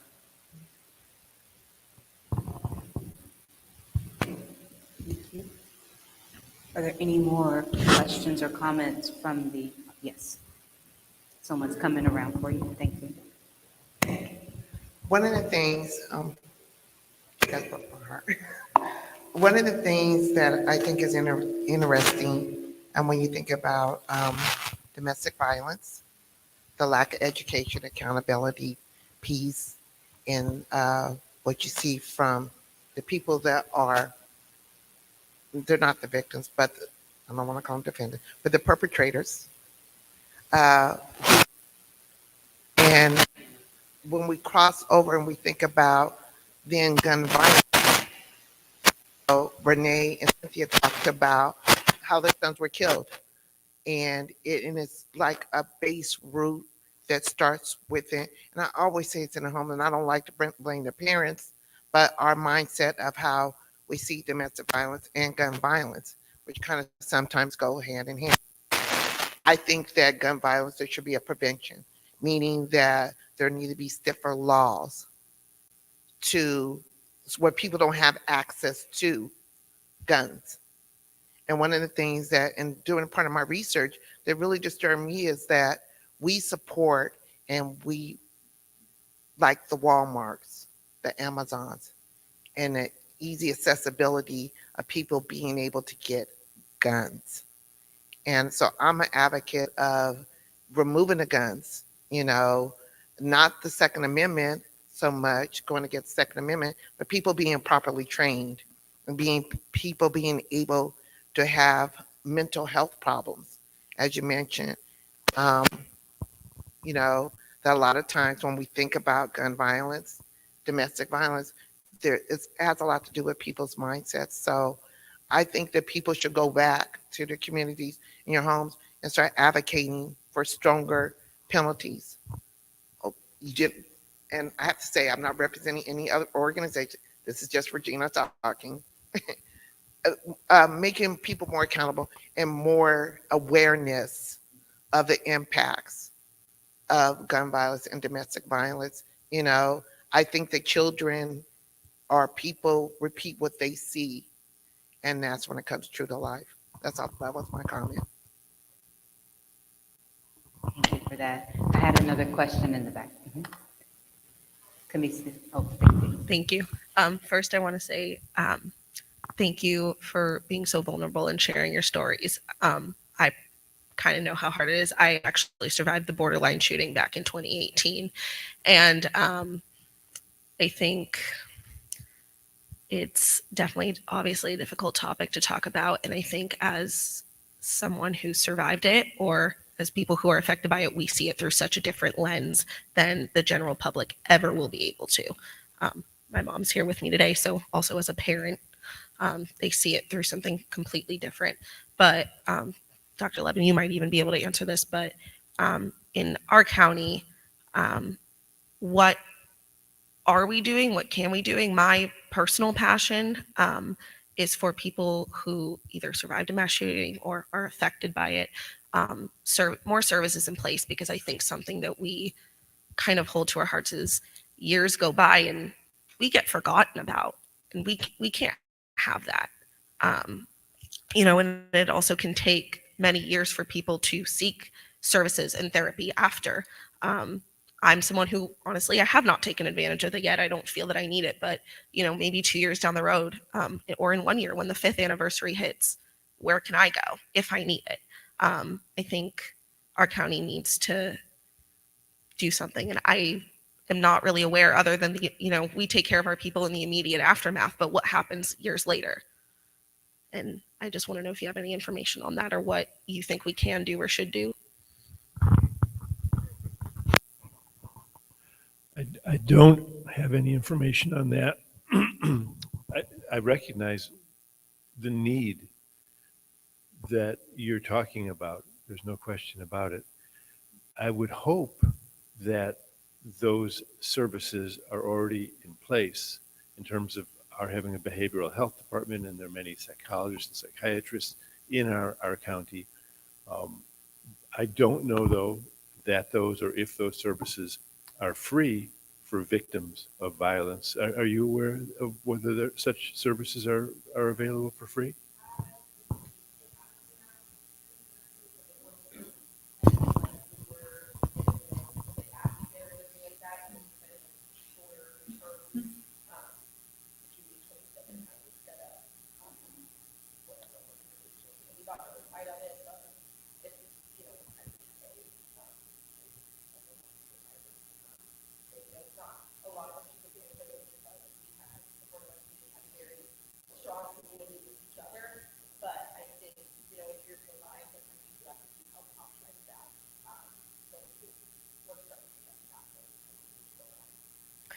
I understand, and people forget so quickly. We have a mass violence supervisor over at the Family Justice Center, Kelly Mukovich, and she's worked closely with the borderline community and Route 91 also. So we just participated in the 5-year anniversary of the Route 91, and Comet and Star got to participate in that long weekend in Vegas. And then I know Borderline's right around the corner with that coming up as well. So I gave you my contact information, and I write Kelly's contact info for you before you leave today. And if you have anybody else, because she still works closely with getting those resources for the survivors and family members. Thank you for that. I have so many hands up. Let me take you, Cynthia, and then I'll come over here. Well, I just wanted to say I agree. I feel like The resources are out there. However, it's just the bridging the gap I think we were talking about earlier and getting that information out to the community through community organizations and different groups and letting people know we're still here, no matter how long. And then I think too, it has to do with, like our AG's AG department, Attorney General's office, and other offices, because sometimes I feel like they're looking at things from just government period, from a 50,000, foot view, and they don't always have the boots on the ground. And so establishing programs like the one that AG Bonta talked about with the gun prevention unit, and doing things like that and sending people in the community and getting connected. Because the thing for us is we are down here, boots on the ground, and we're trying our best to do what we can to keep our community safe. But people forget so quickly. There are countless situations that we can talk about that have occurred over the last maybe 5 years. And when it happens, everybody's up in an uproar. Outrageous, how dare this happen? And then everybody just kind of goes on about their business. I will tell you that being a victim of this and a survivor of this doesn't happen for us. We may look like that's what we're doing, but we're just trying to fit in with everybody else and keep moving. So it's important that organizations like our organization here continue to do this type of outreach and let people know, hey, there's still help and there's still people that can give you access to those resources. Thank you. I apologize. I only know you as Cynthia's mom. Thank you. It's okay. I'm honored to have that. Here's my baby. My grandson, Joshua Aaron Van, was murdered by gang violence, not only guns, but by gangs.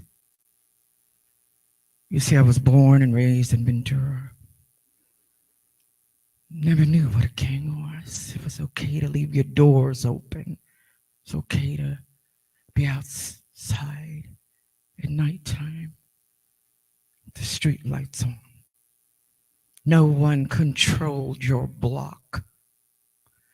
No one confiscated what belonged to you, what you worked for, what you earned. No gang took ownership of that. Why? What is the difference between when I grew up and where we are now? Why does gun violence exist? I asked you, why do gangs exist? And why are we tolerating it in our communities? Why do they tower over what is right when they are wrong? Why are they not eradicated out of our neighborhoods? Do they have rights? Do they have ownership? Joshua was targeted by a gang because he was Black, because of hatred of the color of his skin. Our grandson died a hero because he could have gotten away. But because the way he was raised, you take a hand to help your neighbor, your friend, your brother, your sister. He turned around and he took a bullet intended for someone else and saved a child and his father. And as my daughter said, he died in the streets, on the cold streets, in the arms of strangers? Why? I asked you, why can't we stop the gangs? Why? Why do they have all the power? Why? Why does a jury see someone who is obviously an accomplice, obviously a gang member?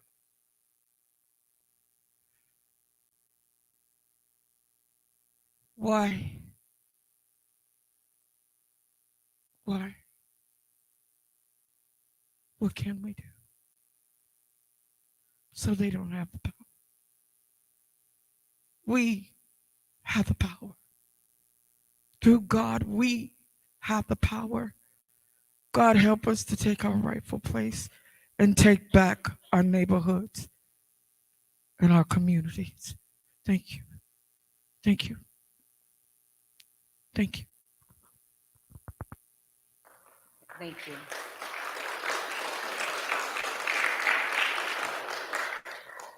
Once again, we really thank everyone for sharing their personal stories. It makes it much more real for those of us who aren't in the immediate. And I have a hand here. Okay, right here. Mhm. Can we get you a microphone? I'm not sure if Stephanie or any of the law enforcement can answer this, but if a gun is purchased illegally, there's a unregistered gun in the home. If this information is provided to law enforcement, are they able to do a search? What does that process, look like? So we do have law enforcement in the house that maybe can take that one on, because that is a really a law enforcement type of question.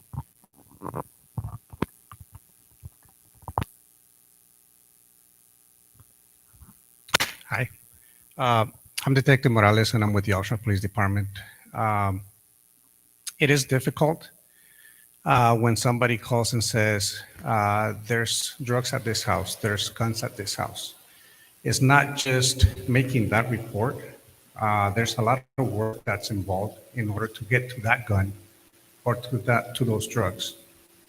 Usually the way it happens is people call the anonymous hotline, and they'll say at such and such address, this is what's happening.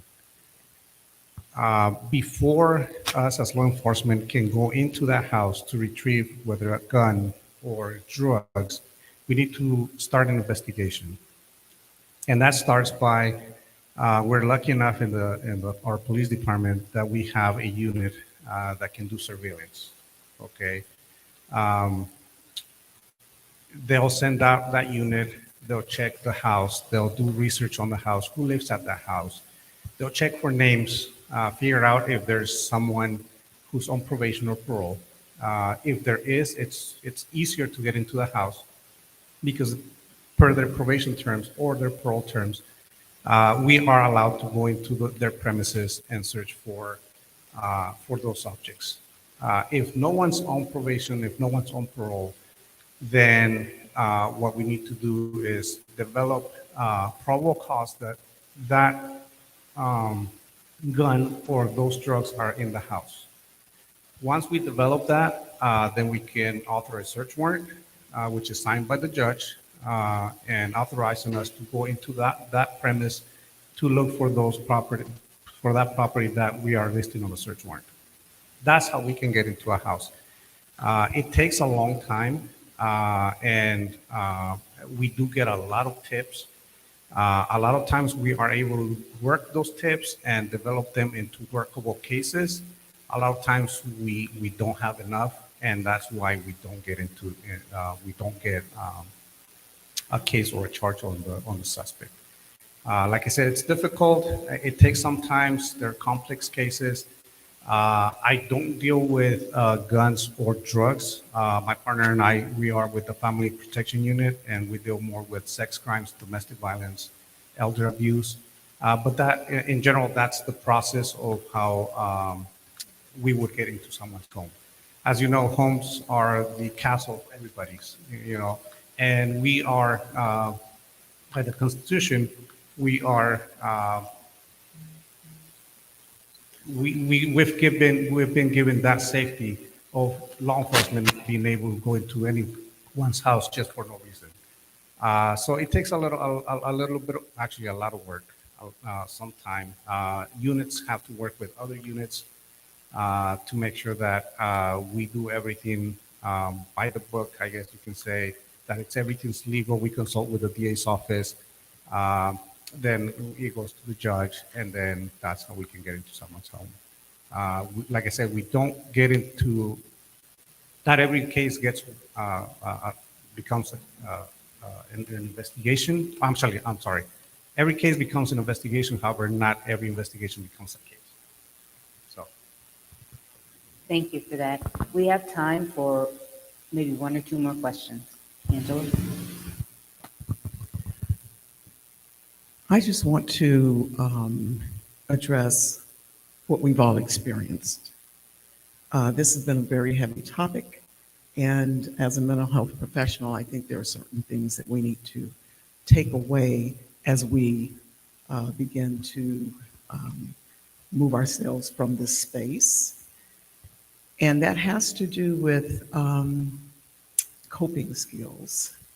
What do we do with this information? I mean, it's important that we have these difficult discussions, and we have to continue having the discussions and putting the information out there, being passionate, giving statistics, etc.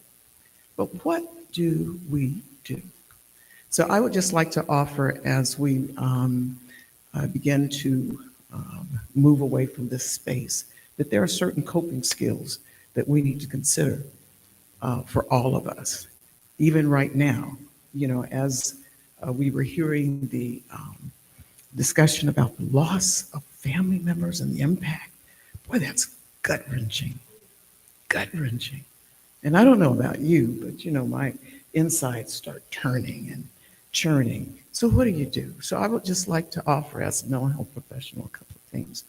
These are things that you already know. We got to love on each other. We got to go to our families, and that's non-kindred and kindred family members. Love on each other. We have to engage in outdoors, the sunshine. Vitamin D has a miraculous effect on us. We need to look at exercise as a means of coping. Get out there, walk, whether you do chair exercise or you do outside exercise or you go to the gym. Also, our spiritual practices are very important. We need to embrace them, whatever that practice may be.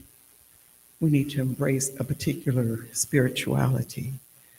As our soror introduced this entire platform in terms of mindfulness, engage in mindfulness practices. What is that? You can go to Google and you can bring up, whether it's UCLA Breathe or any number of mindfulness practices, and they will walk you through, well, I don't know about mindfulness, I can't do that. Give it a practice, a couple of 2-3 times. When you got on your bike, you probably had to do it 4 or 5 times before you stopped falling off. So I would encourage us, as we move from this space, to consider certain things. Breathe. And that's a very important aspect of wellness and wholeness, to just breathe. So that is very important as we go from here, because we're all leaving feeling some kind of way. And as we go through our journey, it's important that we engage in self-care and wellness so that we can work through these situations that are traumatic, because they are that's an understatement. It's an understatement that it's traumatic. As it was stated, this affects so many, it goes out exponentially when something happens to a family member. So we do have to take care of ourselves and learn how to cope with these situations. Thank you. That is our sorority sister, Angela Timmons, who's on the comfort team as a licensed therapist. So I just thank you for all of your service, for all of the service participants here, from the law enforcement to being working in the county, because you deal with this every day as well. So we are grateful for your service. I have several questions going on. Now, Cynthia, did you have something in response to that from the panel? Super quick, I would be remiss if I did not recognize my sweet husband in the back, who has been affectionately dubbed the Delta husband today. He's back there in the blue shirt, and he's coming out to wave. Yes. He doesn't like this, but we've been together since we were 15, so he has to endure it. But I am grateful for him, because we have been on this journey together as Joshua's parents from the beginning, and we will be on it till the end. So thank you, Carlos. Thank you, Cynthia. And thank you, Delta husband. Yes, ma'am.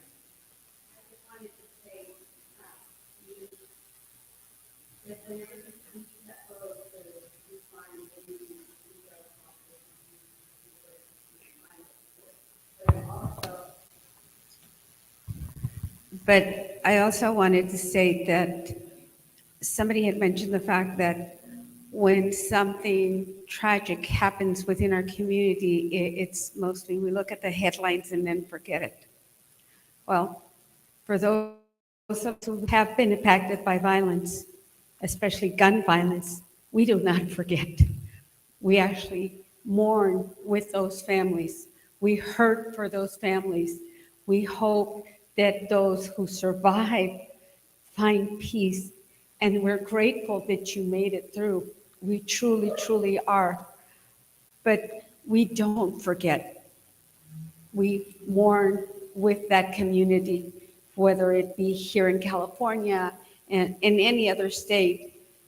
And as far as and the availability of guns, that as long as we have people in government that are willing to support the NRA in allowing certain guns to be put out into the community, I don't understand why somebody would need an automatic rifle to go hunting.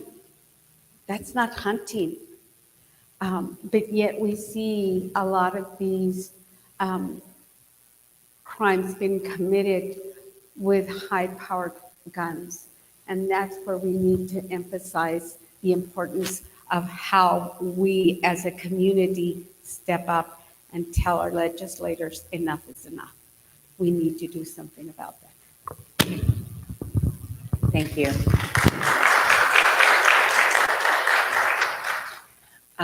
We've come to a point to where we need to shift, but did we have any questions submitted via cards? Okay. Thank you once again for participating with us on our second part of our symposium, the gun violence forum section, and want to do a special thank you again to our Attorney General, who visited us via video. And then we also want to thank Dr. Levin again, Dr. Stephanie, I mean, not doctor, but Deputy District Attorney Horlick, thank you. And all of our survivors who have shared their stories, in particular Renee and Cynthia, thank you so much. I want to remind you that we have a survey. If some of my sorority sisters can make sure everyone has that, we would really appreciate it if you could kindly take a moment to give us some feedback on what you might have experienced here today. And while we're allowing you to have time to fill that out, I wanted to make sure I reminded you of what our organization stands for in terms of social action. We really pride ourselves on using our influence to enact the laws and policies to sustain and expand the rights and privileges of citizens and to protect the vulnerable and unfortunate, which I think really encompasses what we came here today to do.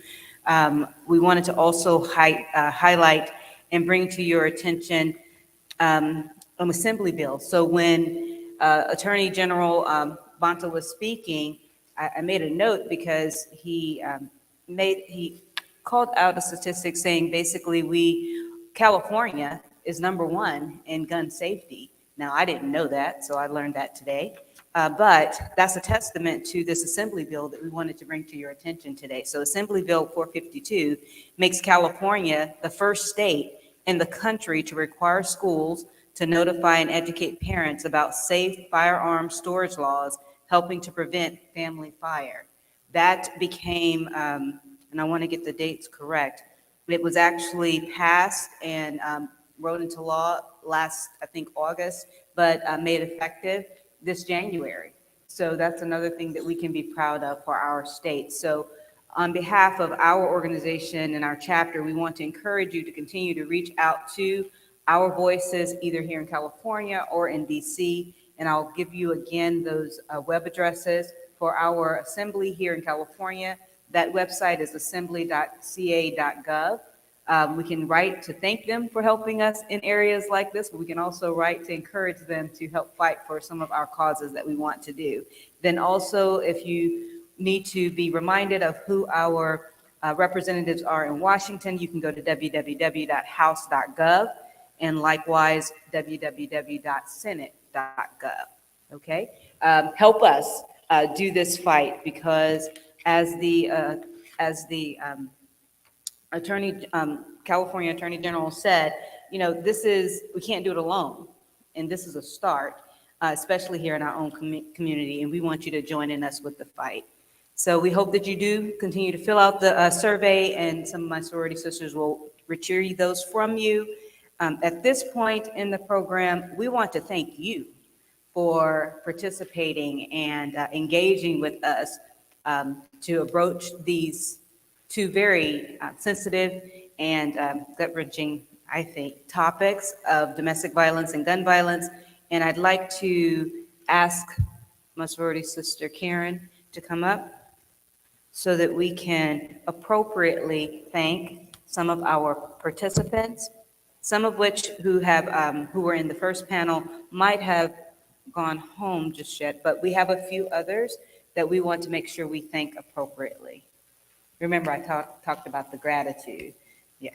So we would like to thank Stephanie Horlick. Thank you so much for participating in both sections. And then we'd also like to thank Brenda Marquise. Thank you. Am I missing? Oh, yeah. Gotcha. And then Renee Camper-Stewart. Dr. Levin, who supported us in many events, COVID and today. Thank you so much for being a constant support of us. Monica Villa.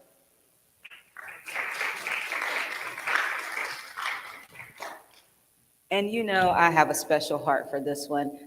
Jennifer Barbatini and Comet. Thank you so much. Let's see here. We also want to thank the members of our comfort team. Once again, we want to just acknowledge them. Thank you for taking time out of your busy schedule. Delene Walker, Kimberly Thomas Kelly, Karen Williams Jones, and Angela Timmons. Thank you so much. And then we had all of our community participants that helped us with the tables, Lighthouse for Women and Children, Oxnard Police Department, Coalition for Family Harmony. We had on here the Rain Transitional Living Center, but we also had here present too the Ventura Public Health Office, and of course the Deputy District Attorney's Victim Services Office. So thank you so much.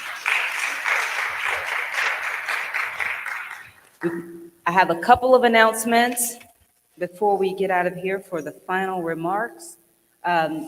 You might have noticed when you came in that there were 2 boxes, and that was another project that we have going on for our international awareness, and it's called Soul for Souls.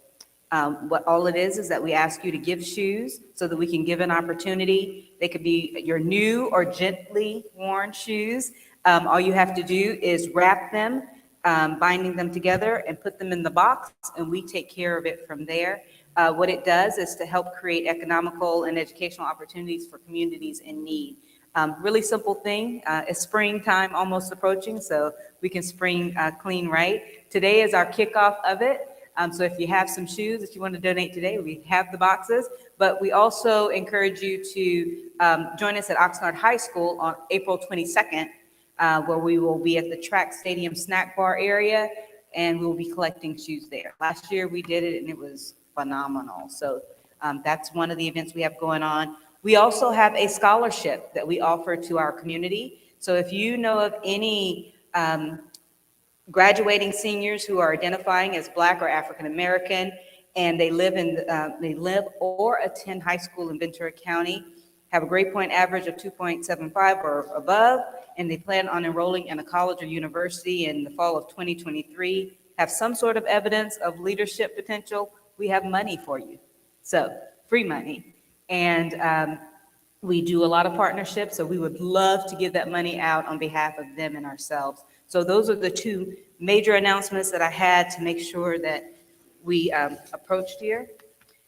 The last thing I want to do, just checking my notes one more time to make sure I covered everything that I was texted and told, is that I always like to make sure that the people behind the program are recognized appropriately. So we don't do this for self-gratification, but I would be remiss if I did not acknowledge all of my sorority sisters of the Ventura County Alumnae chapter. We're built of several committees. Yes.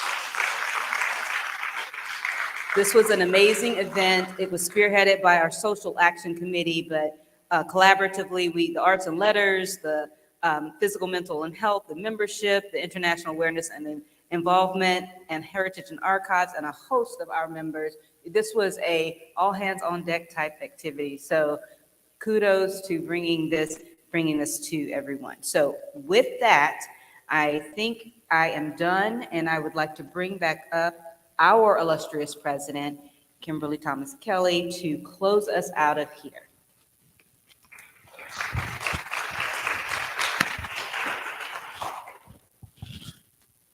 Wow, friends, what a day. You all are probably emotionally exhausted like I feel too. Today was heavy. If nothing else, we know that we have our work cut out for us. If we can put our efforts together like we put our hearts together today, I'd say we're on the right track. As I mentioned in the welcome, we are all connected and we are all affected. As we tackle this problem of violence from all angles, I hope that we can remember these connections that we've made in this room today. We all have a story. We all have something to contribute, and we all have a heart to add to solutions to the violence we see, experience, and to help others through the impacts of. Thank you for your presence today, not just your physical presence, but for contributing and participating in our program today as we join in this mission to stop the violence. Again, I want to thank the members of the Ventura County Alumnae Chapter of Delta Sigma Theta Sorority Incorporated for hosting this event today. You all did an amazing job. Thank you for all the hard work you all put in. We are all professional women who do other things in the community.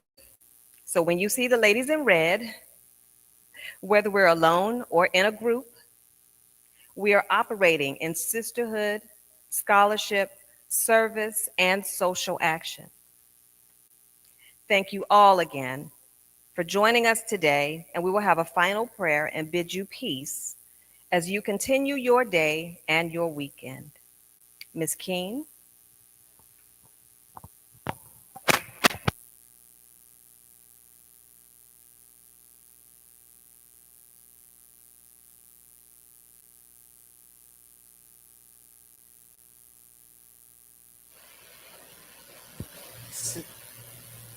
As Ray's coming up to the podium to give the final prayer, I wanted to let you know that we will have the presentation that you saw earlier available on our website.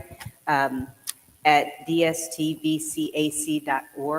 So we wanted to make sure you knew that those resources were available for you. So our website again is dstvcac.org. Again, thank each and every one of you. And the prayer we'll be praying for you today.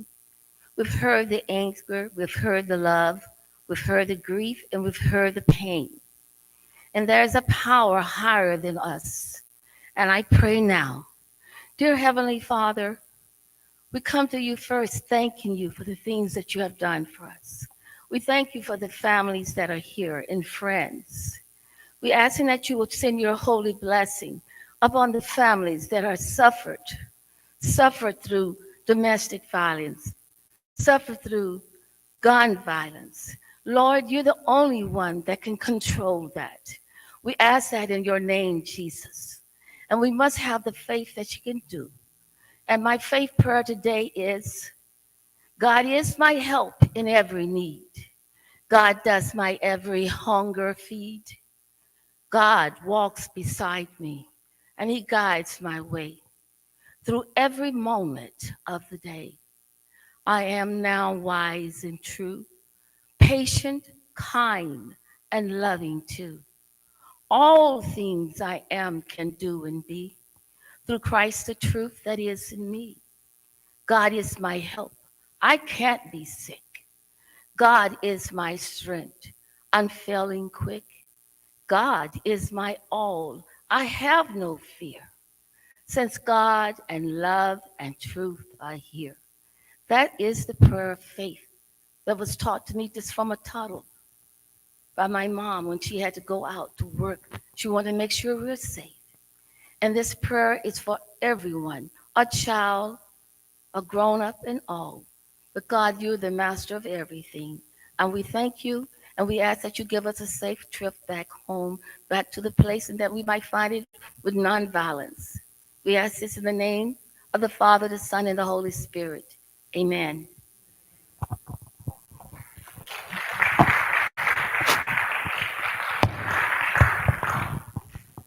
Thank you all and have a great rest of your day and weekend.